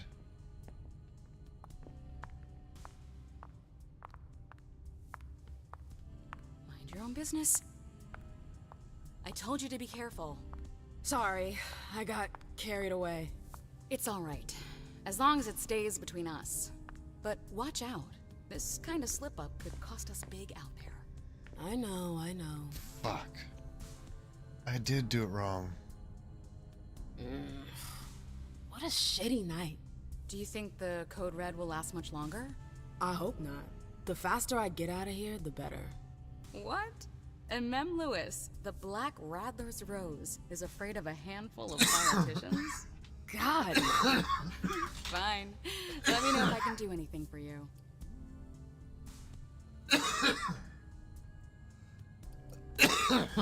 I heard the prince put together a surveillance unit. Yeah, the cave. Mr. Leto and his team spend their nights there. It's just below us. But don't even think about going down there. It's only for sewer rats. Miss Iverson has the top floor all to herself. Yes, that's where she's got her office for hearings, as well as her personal quarters. Miss Bosley is the only one who has access to them. I'm supposed to find Jay. Do you know if she's done talking to April? Huh, good question. I saw her earlier, but she wasn't with Miss Bosley.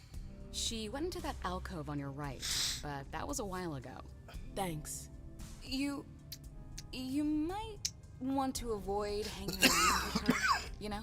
I've heard stuff about her. I know, and it's not true. She didn't do anything, all right? Fine. Sorry. Did you need anything else? Thanks for the vessel. My pleasure. Come back anytime you want.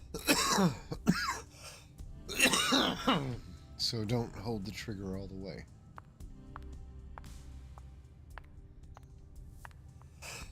Can I help you?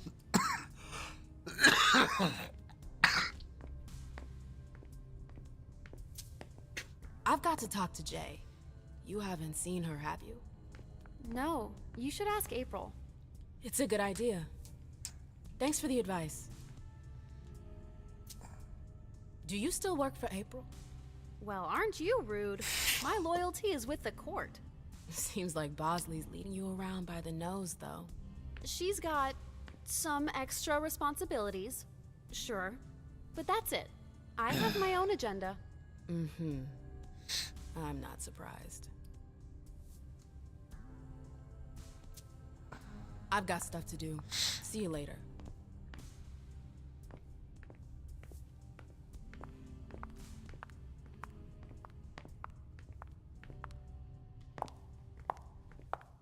Victoria! MM! My little rose! It's been so long. An eternity, you mean. And yet, look at you! As splendid as always. I've learned from the best. Adorable. How are you? This is a rather depressing night for a reunion.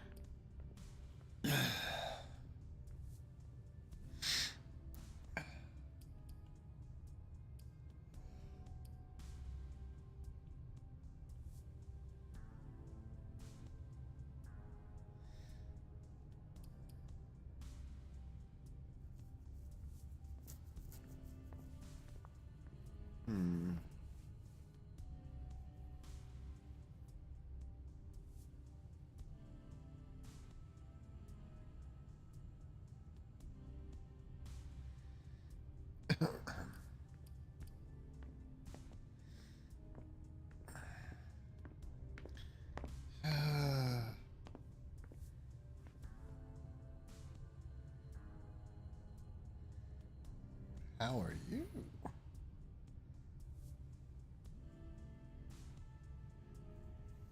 I mean, is that what it means by turning the question around? Well, how are you?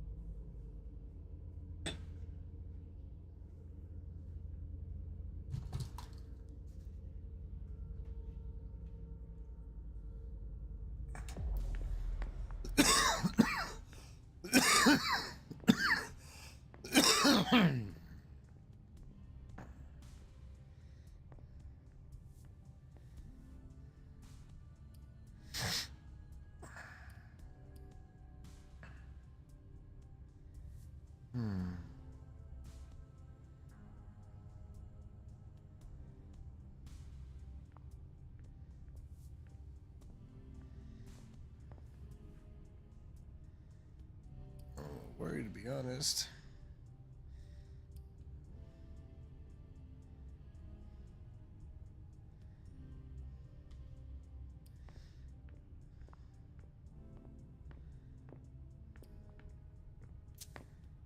This atmosphere is starting to weigh on me. We haven't had any news, but everyone is expecting the worst. What a strangely human attitude. I understand them. Some are waiting for their children, others for their sires. Are you waiting for someone too? No. That explains why I'm less stressed out than everyone else. I hear business is going well for you. Your Black Rattlers are making quite the splash. You can be proud of everything you've accomplished, darling. Your name is on everyone's lips. Thanks. That means a lot coming from you. I'm really happy to see you again. I wish I had more time to talk. Is there something stopping you? You could say that. One of my acquaintances is in hot water with Miss Iverson. I need to help her. I'm going to give you a piece of advice then. Don't waste your energy helping others. Let others handle their own problems. Their mistakes aren't your business.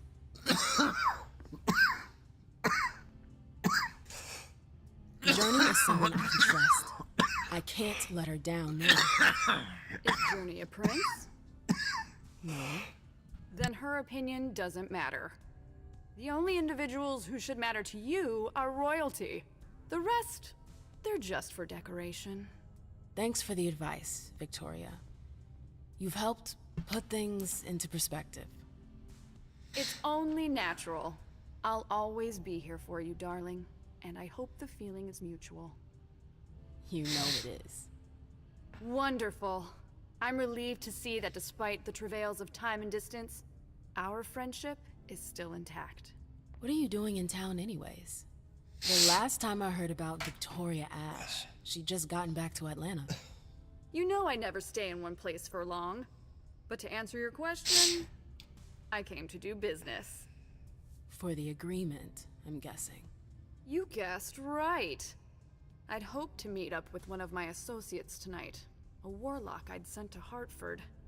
Unfortunately, he still hasn't made his appearance. He might still come. The night's not over yet. Oh, you're refreshingly naive. We'll see.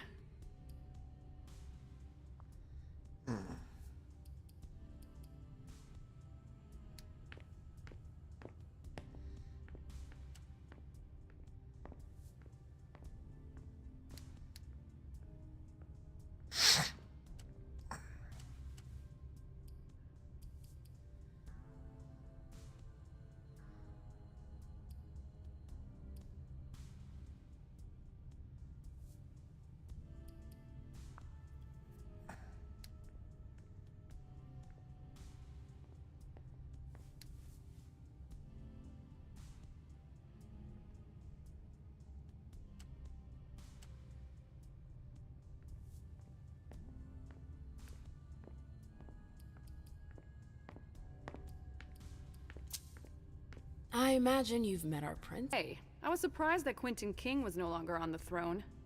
Do you miss him? Not in the slightest. Quentin had his charm, but he was too unstable. Iverson, on the other hand, she seems powerful, refined. A true blue blood. Absolutely. Nobody's perfect. You knew Boston when it was a Malkavian city. What do you think about the court now? Iverson has successfully made her mark. It can't have been easy, with Quentin's grip on the city. Boston was on the brink of chaos when Hazel took over. I don't always agree with her methods, but she gets the job done. She knows what she wants. I respect that. Our family needs more leaders like her. That would be a welcome change from our usual weather vanes. I've heard rumors about you. Something about a wedding. Oh yes, my wedding to Tigurius. It was fabulous. We had a spectacular celebration.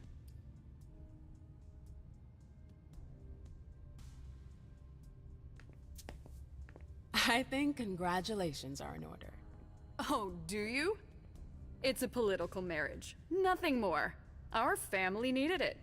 You did it for the cam? You seem surprised to hear it. You may not have noticed, but the Camarilla has lost some of its luster since the Ancili left. Our survival depends on our ability to make compromises. I imagine you received the alert as well. Yes, I was with your prince when the message was sent. Do you have any idea who triggered it? Alas, I have no idea. Iverson didn't care to share that with me. She knows how to control information. I'm not even sure she knows herself. She's going to need answers. I doubt her subjects will wait much longer.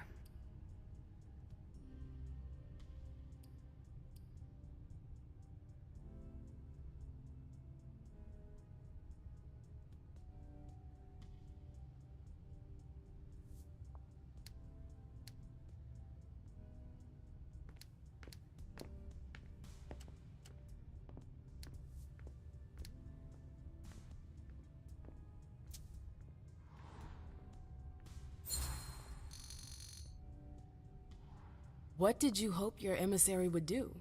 Double-cross Iverson? Oh, please, MM. I'm just curious, that's all. Diplomats are rarely sent out without good reason. If you sent someone, then there was something in it for you. Fine, guilty as charged. I'm very interested in your prince's project. I'd like to transpose it to Atlanta. I contacted the Warlocks to try and learn more. I was actually surprised that Deneb agreed to cooperate with Kindred outside his chantry. Deneb? Hartford's regent. I understood that he was the one Hazel was in negotiations with. Are they really that wary of outsiders? Warlocks are naturally suspicious of other families, but Osborne? He's unique. Paranoid? Oh, there we go.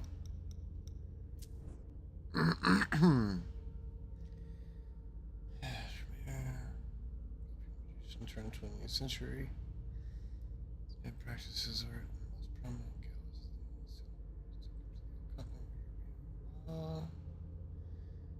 Attract the attention of the future sire. A young warlock from a local chantry who presented himself as one of the most staunch admirers.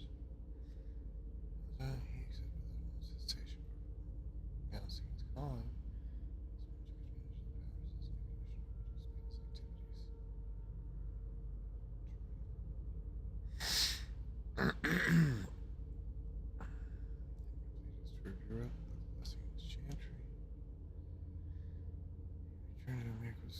Claims your real magic powers unit during the Bronze Race. I meet one of his clan brothers who impressed his restaurant. Curiosity.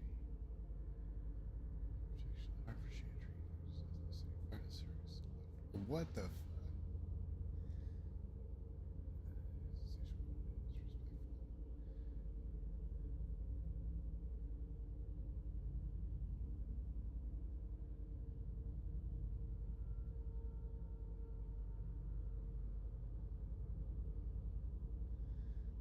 This one is true.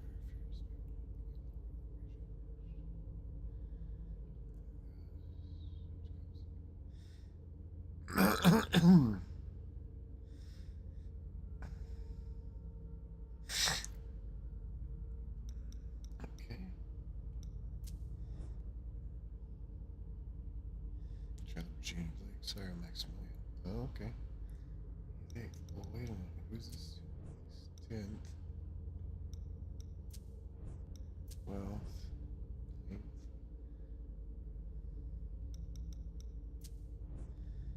11th.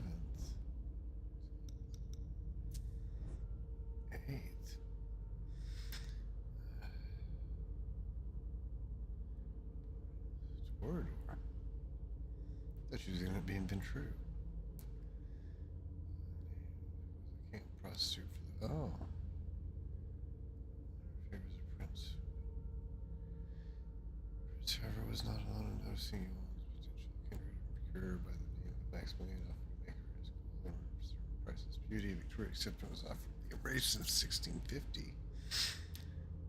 Siren shall arrive in Ireland in 1660, but their extinguisher lives. Maximilian was destroyed by his rival shortly thereafter. Wow. Victoria escaped the English in the nick of time, fled England. Oh, for the world. Oh, one of the first kindred set foot on American soil. Late 1880s.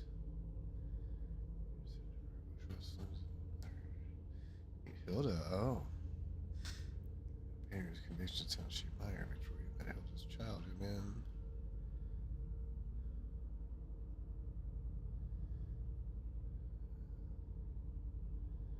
She spent her influence in the 90s. Sounds like the American masses came in droves. To attend her concerts, barely with her. She clubs. Oh. She oh.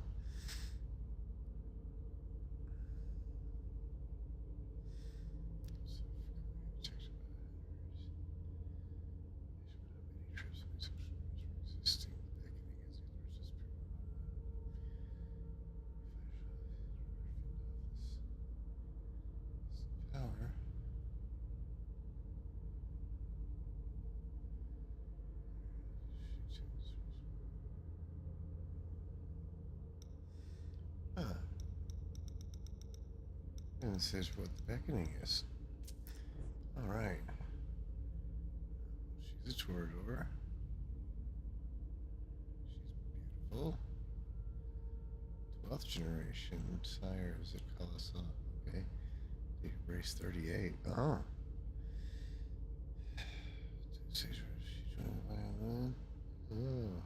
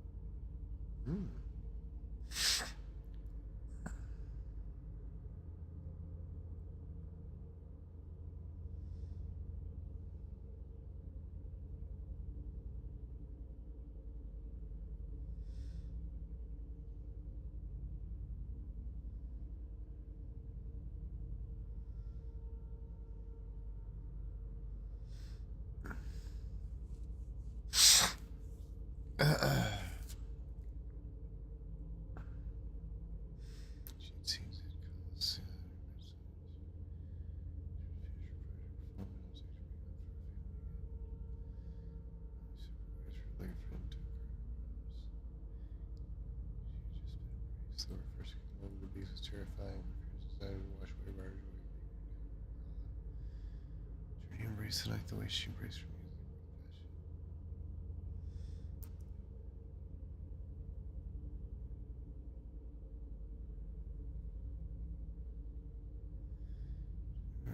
Through. Glorious bus. Life back to Boston. I've been so good to me.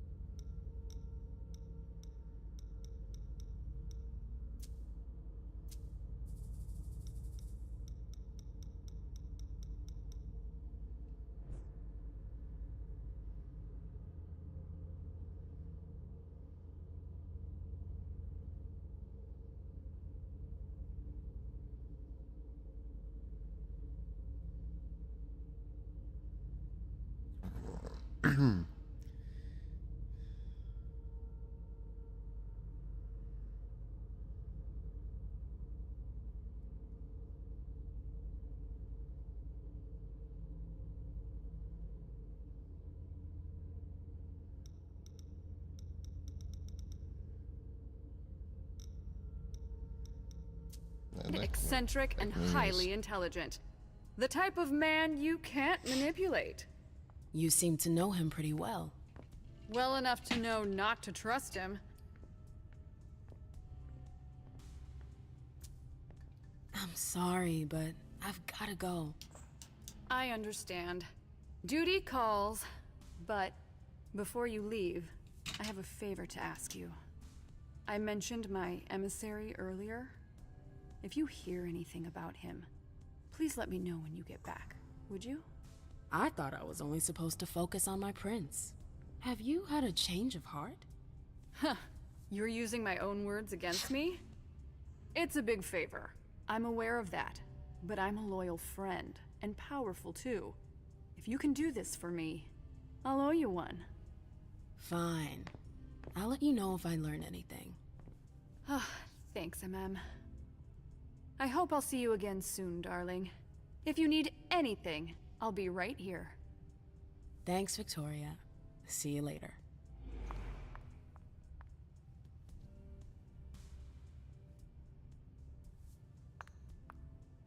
I'm sorry, another time perhaps.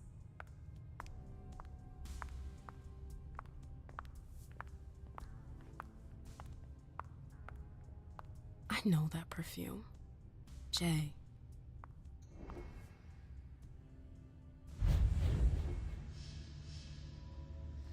Aspects in this controls.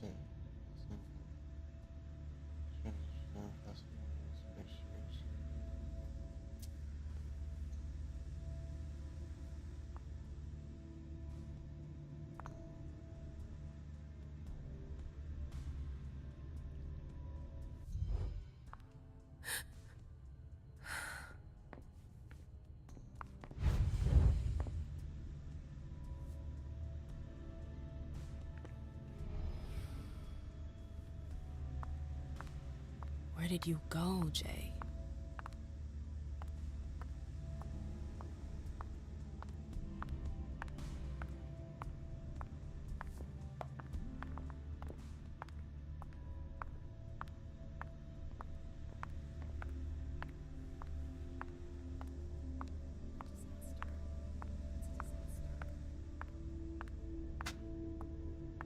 Underwood and Fang. Bazori's ears must be burning.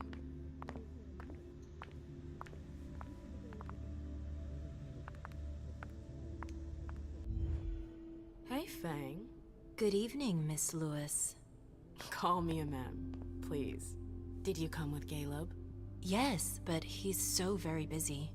You didn't happen to see Journey, did you? I'm sorry. I don't know everyone's names yet.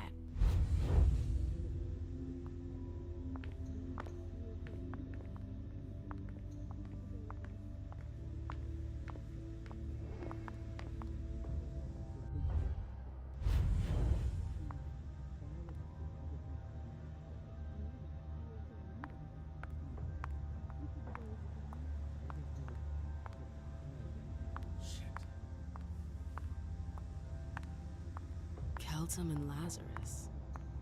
That's no gossip. This can't be happening. I swear, she was standing there, playing me for a sucker, pretending she just happened to be in the archives. And what did you say to her? I played dumb. I said, "As you like, Miss Abigail Naomi," and I left. What did she take?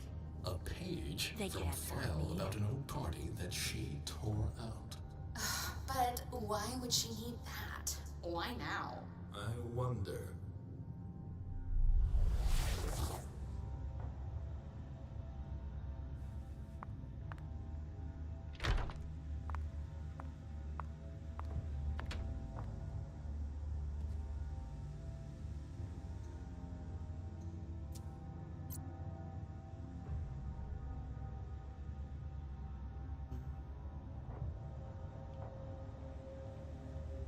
Her last message to Abigail.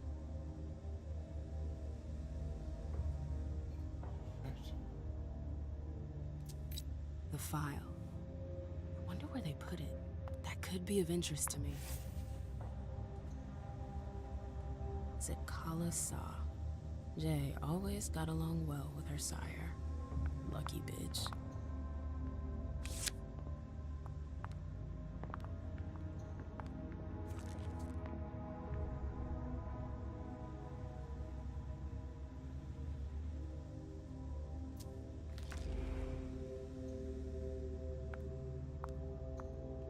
I hope you didn't forget anything, Jay.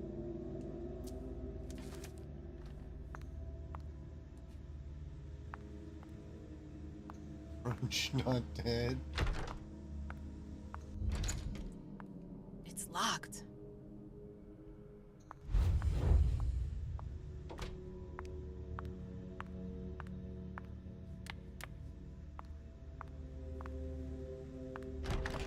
Oh, you again.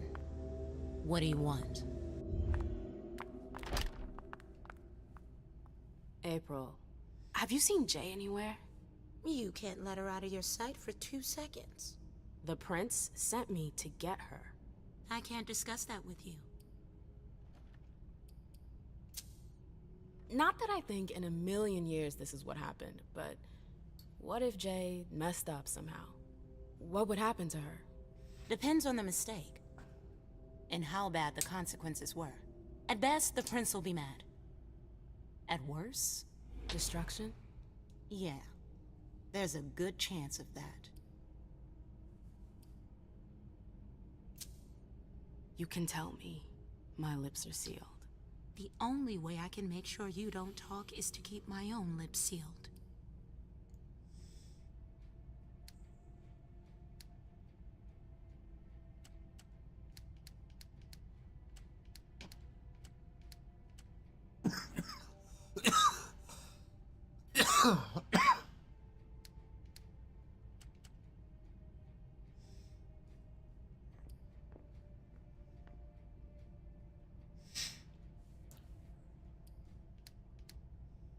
I should have saved it.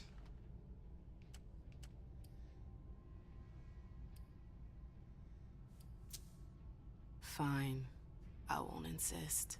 If you see her, tell her I'm looking for her. Yeah, sure.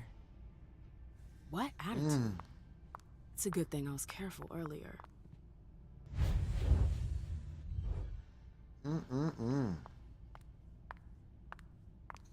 If Zeus had chosen Flower to reign over all others, the rose would be queen.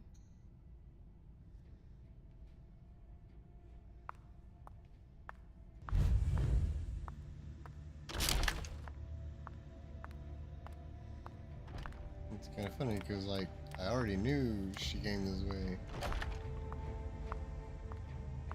Took the elevator to get here.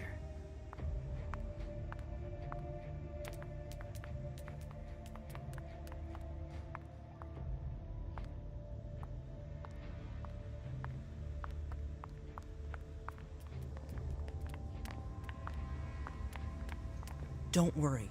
You're safe here.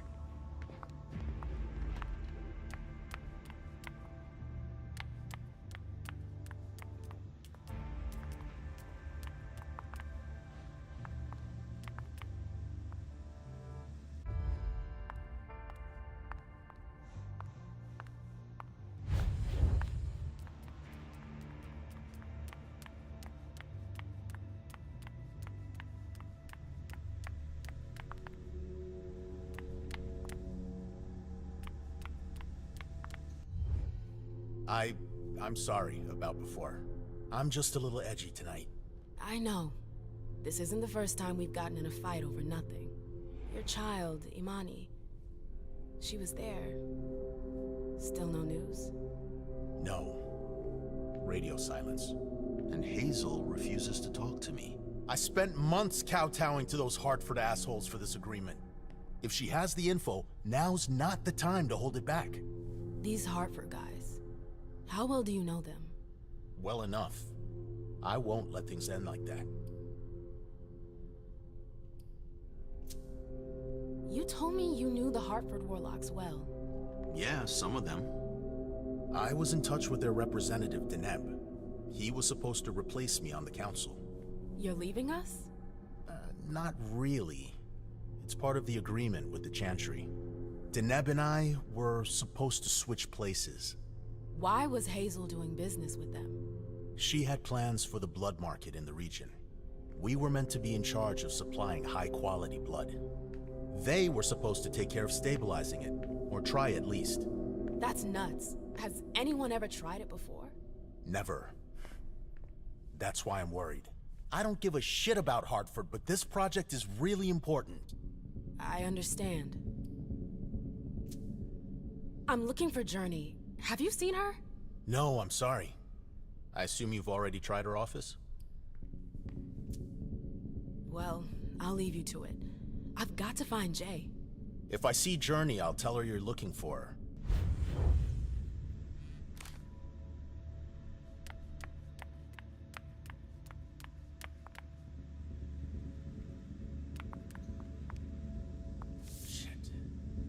Please don't forget if you have any issues, you need to contact Lazarus, not me.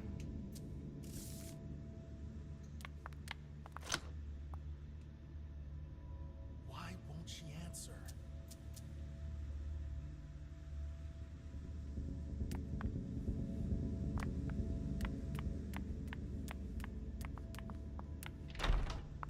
I've gotta hurry. I'm not supposed to be here.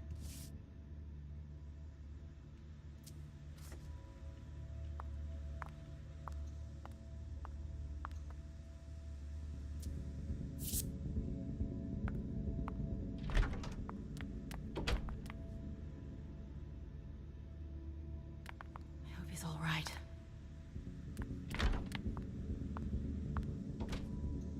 Battery's dead.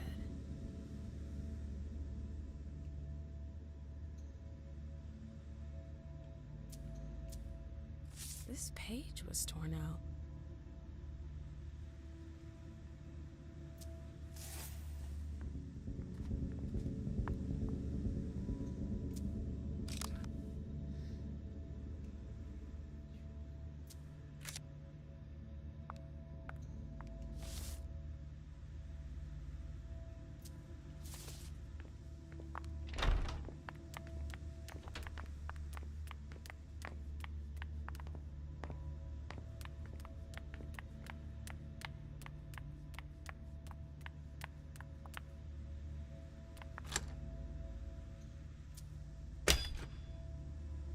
Jay, what were you doing in the archives?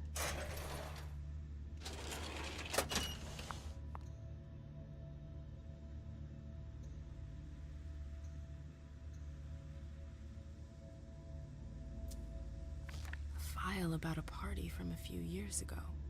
It's the one Journey asked Abigail to look at. Here's the connection between Journey's email and the page that was torn out at Abigail's. Journey asked Abigail to meet her in an alcove at the bar. Abigail, we've gotta talk.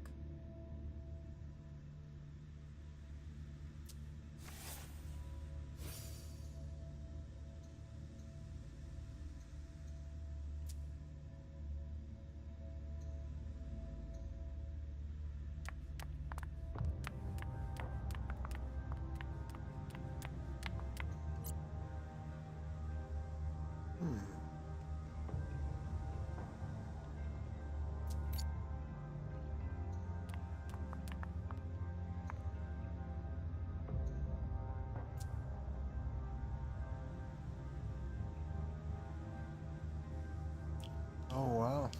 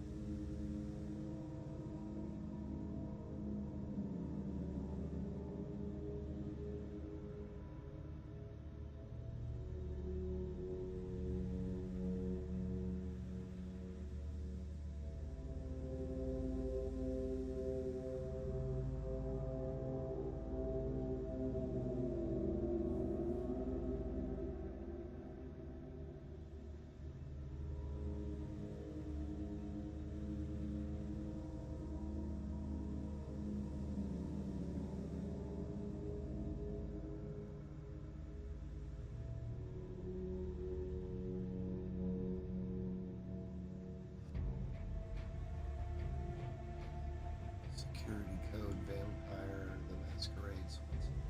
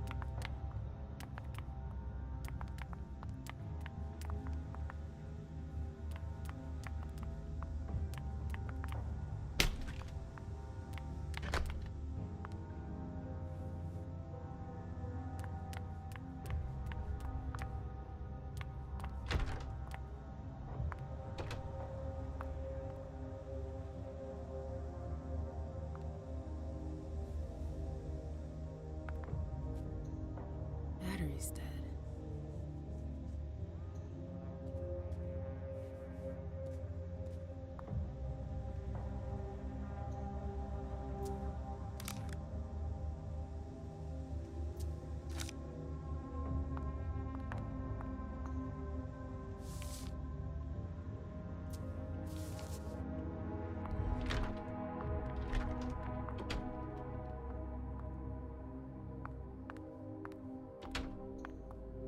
Boston, Boston, Boston. Lazarus knows all of the city's secrets.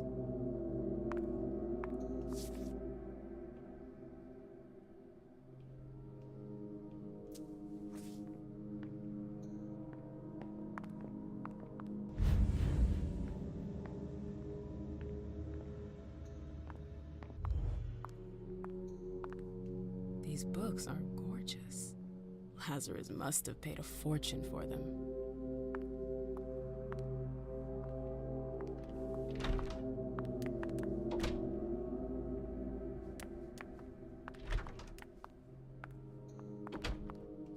I hope you didn't forget anything, Jay.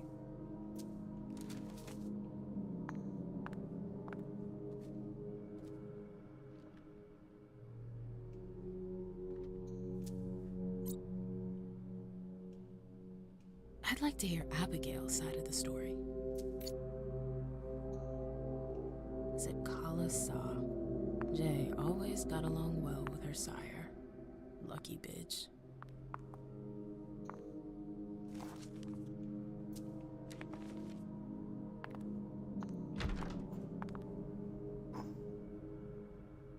Everything's gonna be fine. Calm down.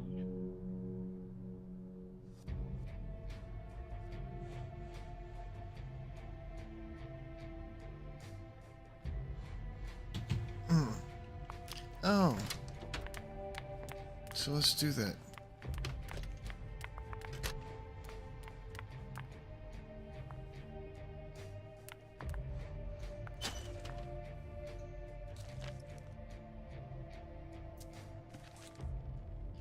There we go.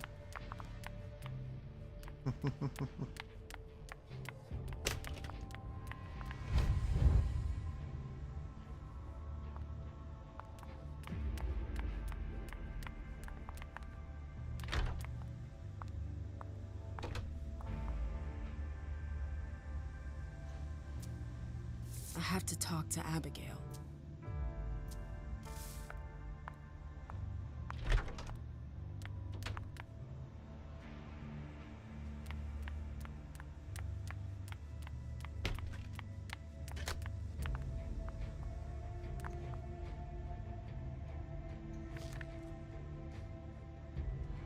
I have to find Abigail.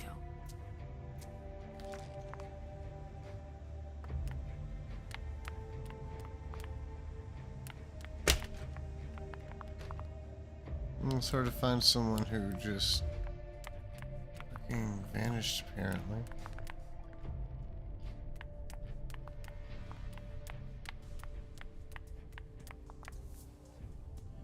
Yes?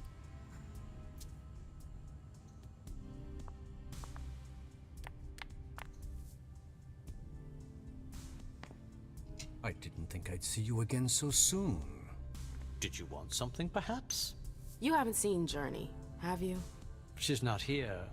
It would be a shame if you've showed up too late.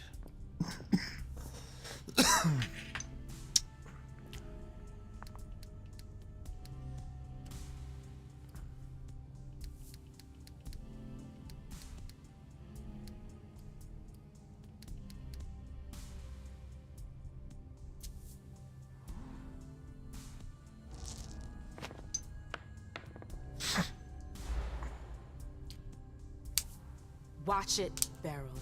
What? Should I be afraid? Have you got a monster up your sleeve? You never learn, do you? Why, you goddamn... I'm in a whole different league. You will do well to pay respects and march right back to where you belong before I run out of patience.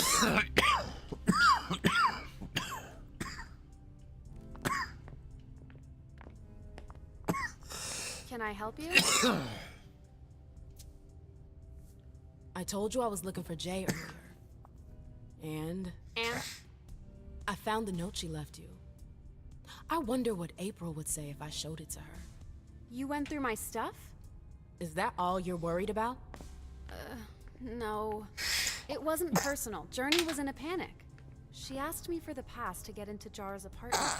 Did she say why? Only that she was looking for evidence. I didn't really get it. Let's keep this between us, all right? April's got other fish to fry. I'll see about that. I'm going to find her. Jara's apartment. That's on the Primogen floor. What was Jay looking for up there?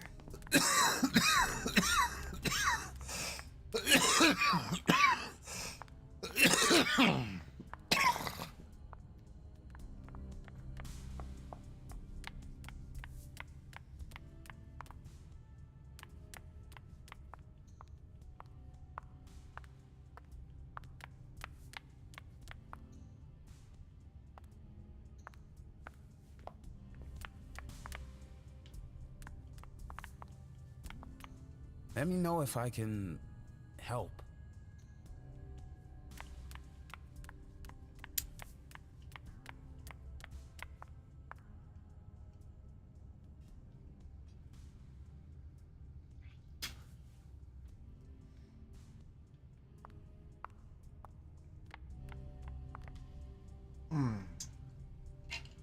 April's gonna kill us.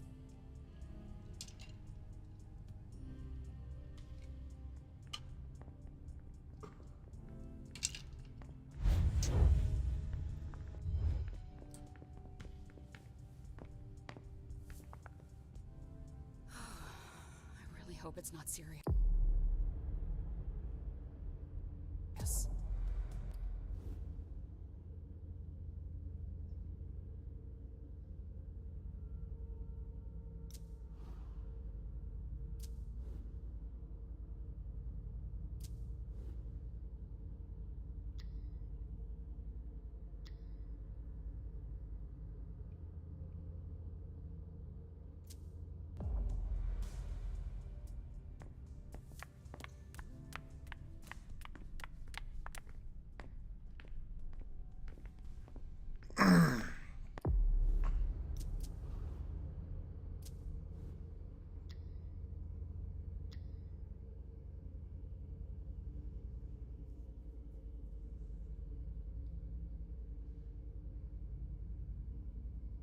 It was already.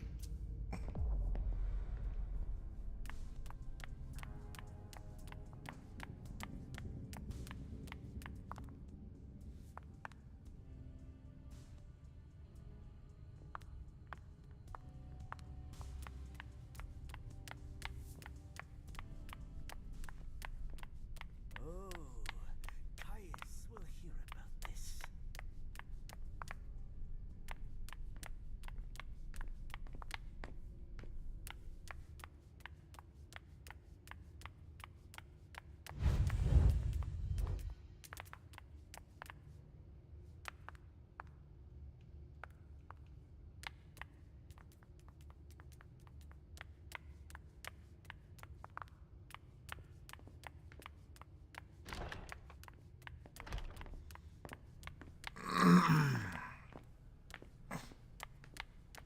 Can I help you?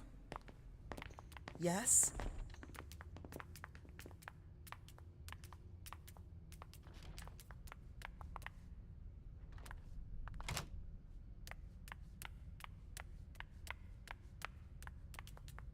Oh, great.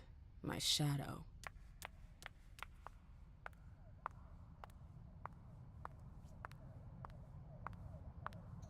So, what exactly did Hazel want?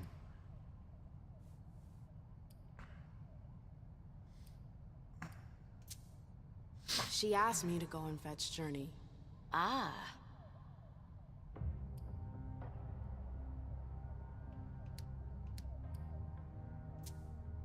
So, you think this is gonna get ugly too? How is Hazel? She asked a lot of questions. She was a little paranoid. She's losing her grip. Be careful. Why are you telling me this? This is the first time you've ever been involved in a court intrigue. Up until this instant, I've handled things for you. And that was fine by me. If the prince is under pressure, choose your words carefully. I hate the court. I've gotta go. I've got stuff to do. Be careful.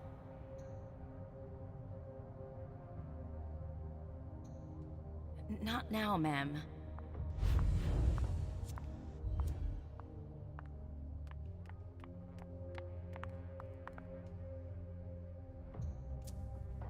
Notes from the Convention of Thorns. Why is she keeping us at arm's length like this? What's she A book about alchemy? That's a weird thing to keep.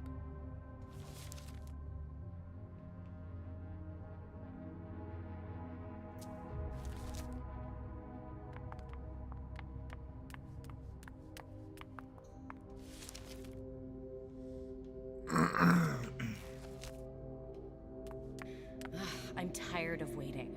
Annals on the First Inquisition. How morbid.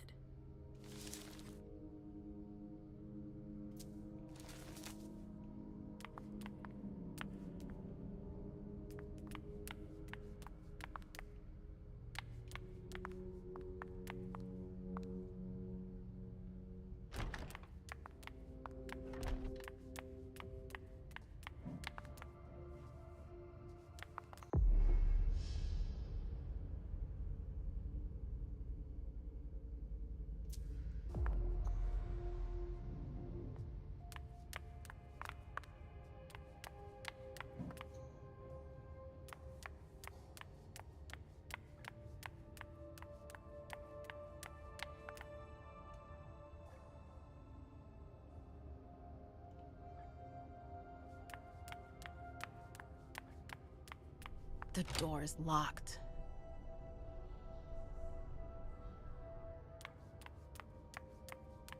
I don't know what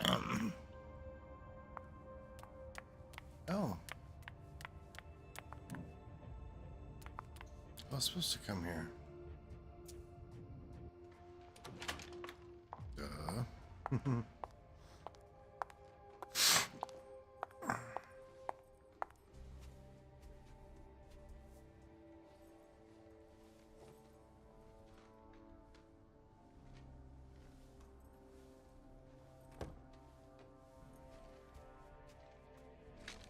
No fucking way. Shit.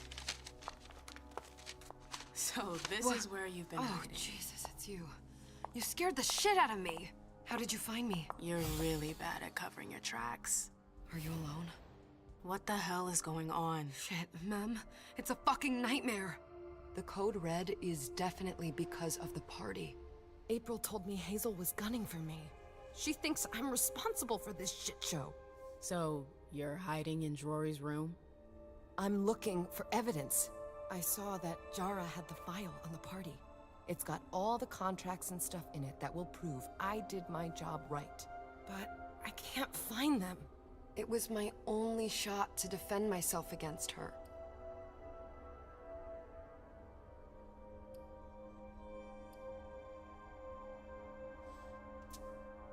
Hey, slow down. It's gonna be alright. They don't have anything on you, do they? No, of course not. I did everything right, ma'am. I was the one who rented the place. Same as always. Rooftop, away from prying eyes. I met with Richard to organize the vessels. I arranged for limos to be sent for the Hartford Chantry.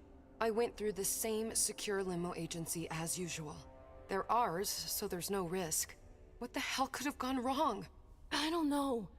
But there's no time to think about it. Hazel wants to see you. And she asked you?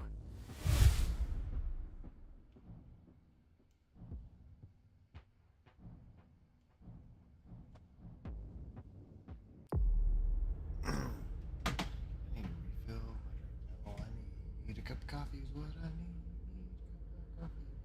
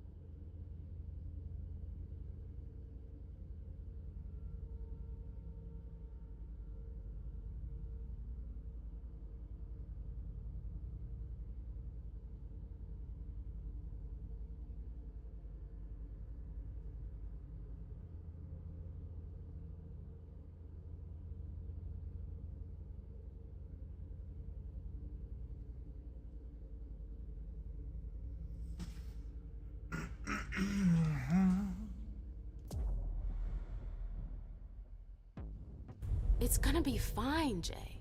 I'm sure you can explain everything. I'm scared, ma'am. Don't worry about anything. I'm here. I'll follow you.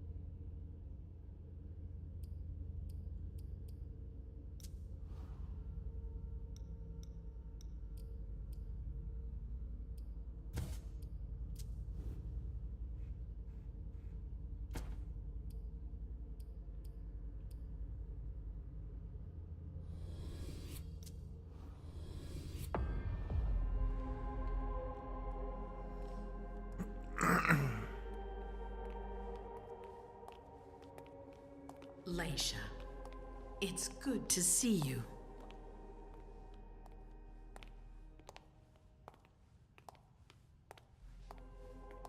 Be good, sweetie. How was your reunion with Halsey? Thank you, Hazel. Your gift was wonderful. You shouldn't have troubled. You're welcome.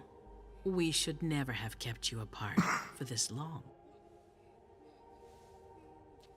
Good evening, Delsin. Good evening, Leisha.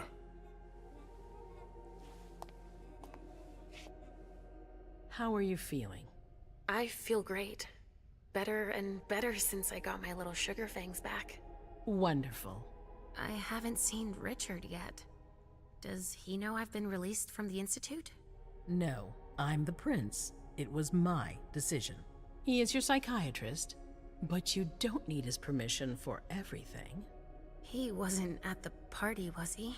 I'm searching for everyone who's still missing. Don't worry about him. Thank you. Leisha, I know I can be frank with you. For 4 years, I have been working to heal the city's wounds. You've already helped me avoid traps in the past.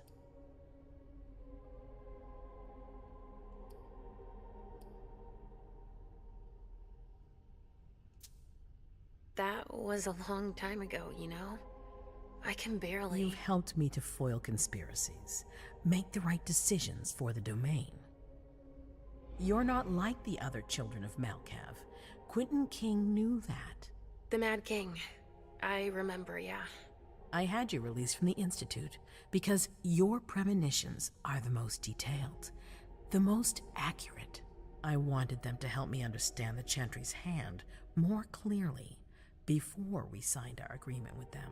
But this alert changes everything. I need to understand what's just happened. Did you sense anything, possibly about what happened tonight?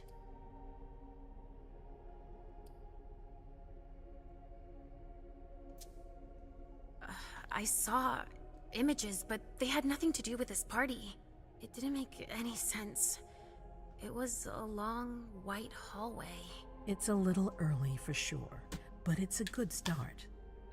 I'm sorry, I can't be of more help. Don't be sorry.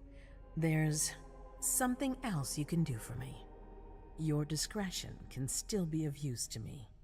I need to be sure that none of the members of my council are going to take advantage of the situation.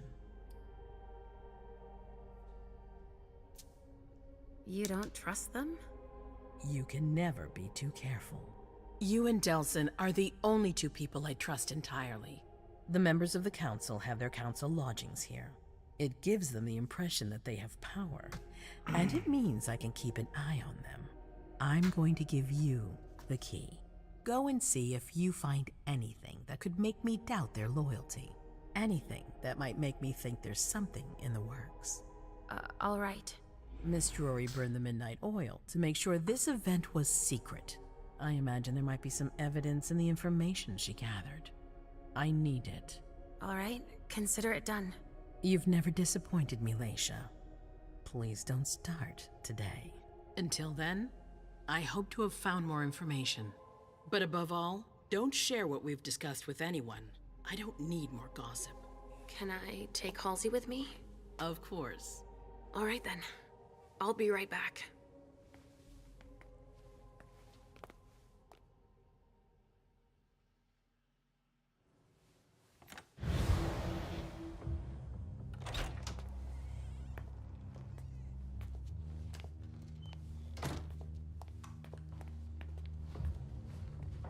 Damn it, I don't believe it.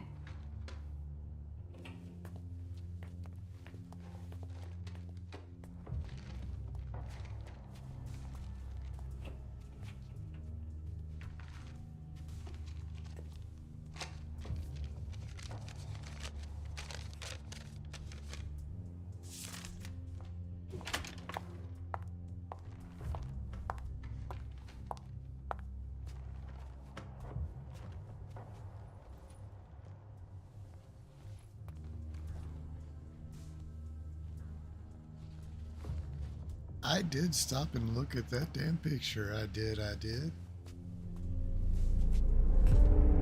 But I don't think I turned my auspex on.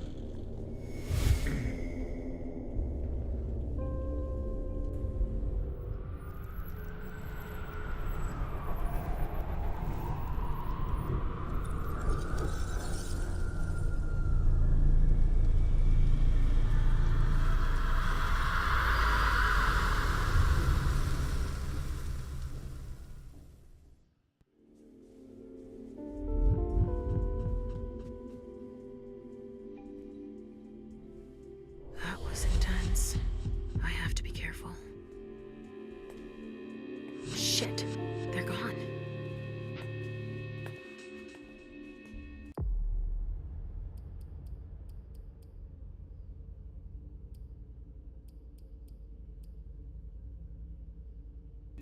Mom, I'm going to Ritzer's to see if he has my teddy. Okay. Come and find me when you're done. Let's see if Hazel was right. Did Jara leave anything behind?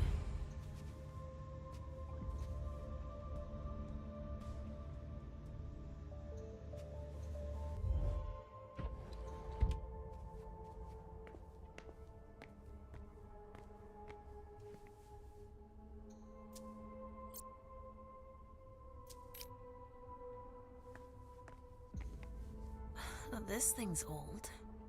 Does she still use it?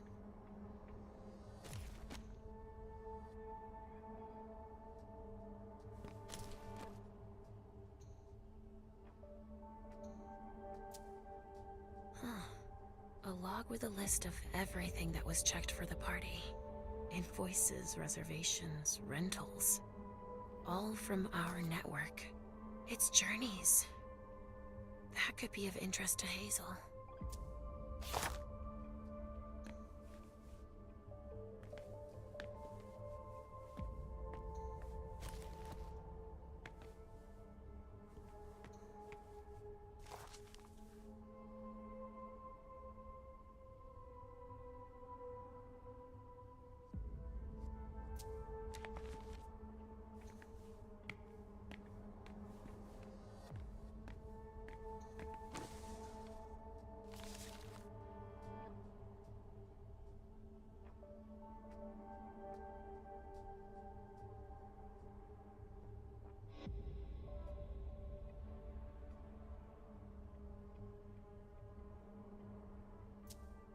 This is what Hazel asked me to bring her.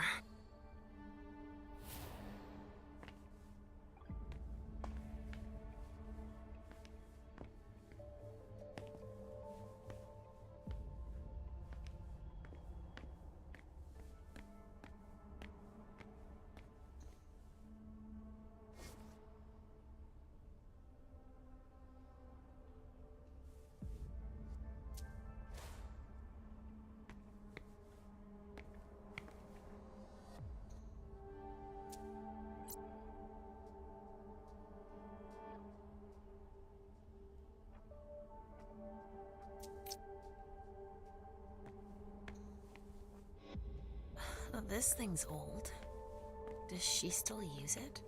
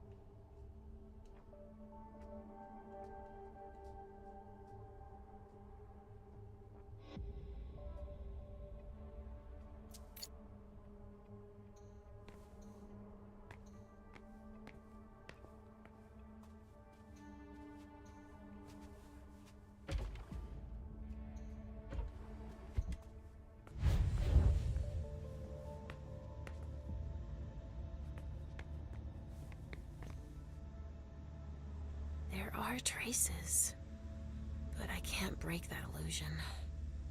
It's much too strong.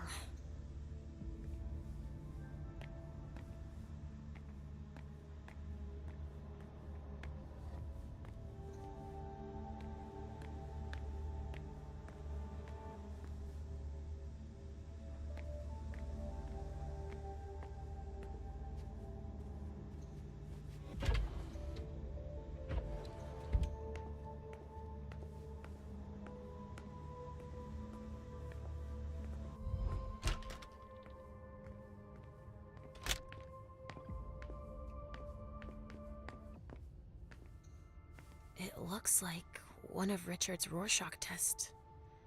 In green. Even with the color, I still see the same things always. Blood.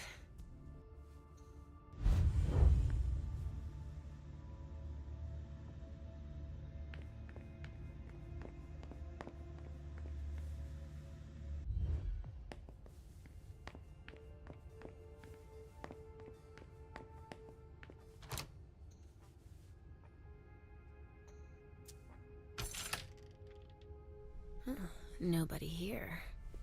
I'm going to be able to take a look around Dijon's. The Salem Gazette.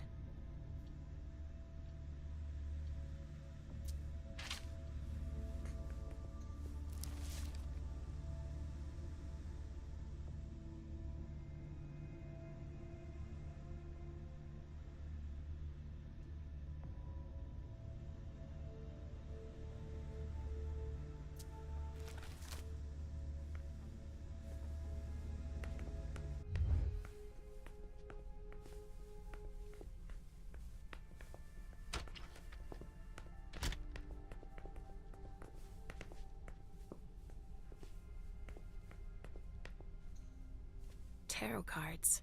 How fun. The Emperor, the Chariot, Temperance. Easy. Dijon is thinking about taking a trip. Just like New Orleans. This is definitely Dijon's place.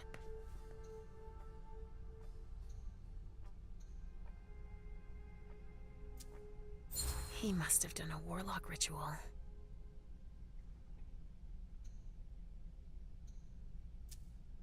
A bird. Dead.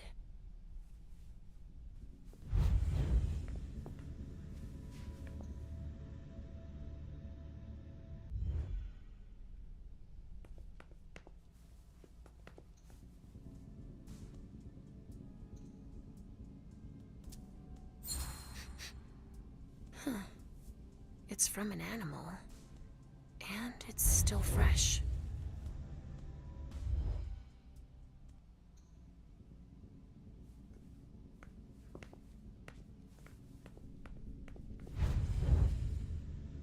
Well, what have we here?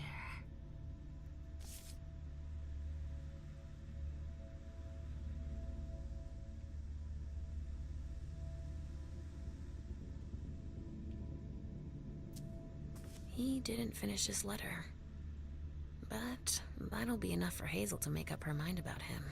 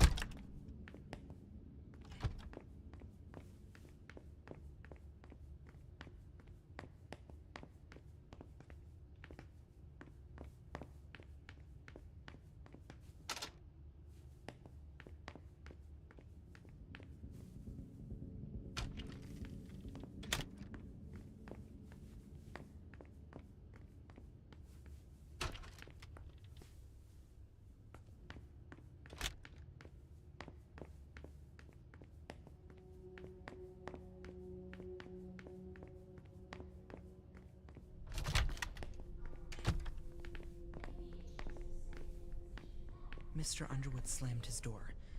That's a bad sign.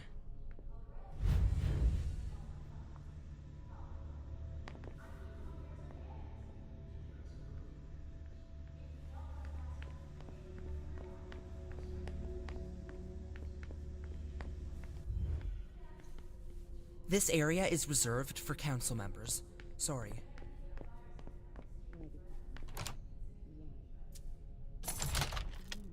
Hazel told me to keep a low profile here. This area is reserved for the prince and her primogen.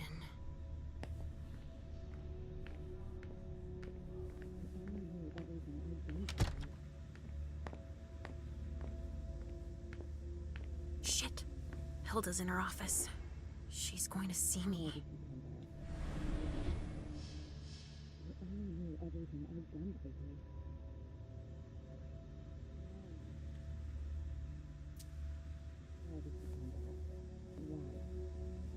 I shouldn't get too close. She might be able to sense me.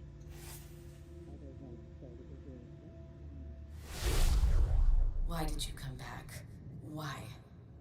Other than to show that you're doing just fine on your own. If you only knew everything I've done for you. Mem, Shields is more concerned with Mem than she is with Hazel. I hope she'll be happy to hear that.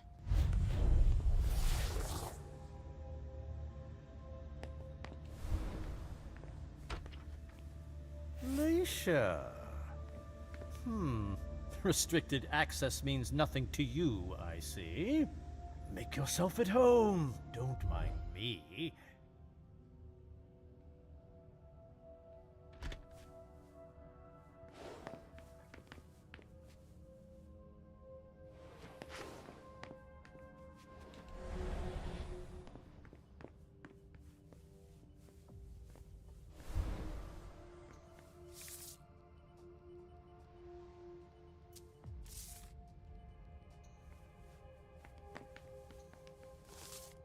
Enough time has been wasted.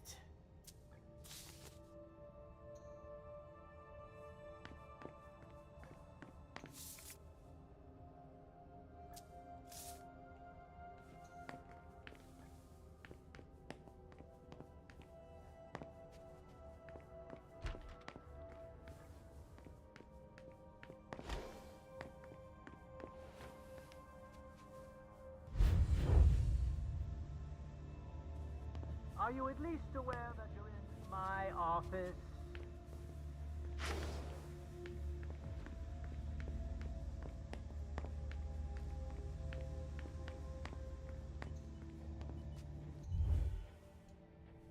How am I not surprised? What doesn't surprise you? For you to turn up at a time like this. The prince had me released.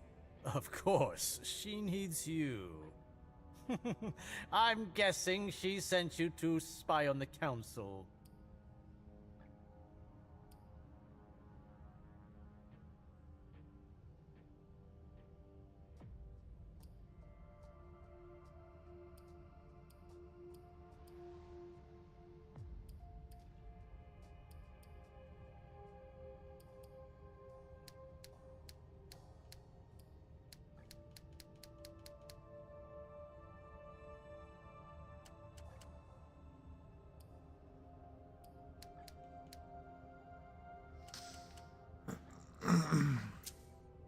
What do you mean? Tell me, do you remember the last time she pulled you out of your musty hole? It's just that You don't remember, do you? You're still having those little memory issues, it seems. And I suppose Halsey's here too. Of course she is. The more the merrier. Don't start with me, Beryl. Otherwise... Why don't you go out and play in the sun? And let me get back to work. Work? With everything that's going on, Hazel will appreciate your dedication. Get out, please. That's all I'm going to be able to find out about him. Hazel's gonna be disappointed.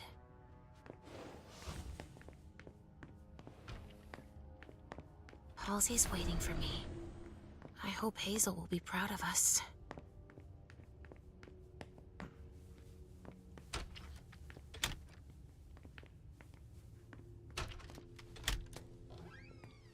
Richard's apartment.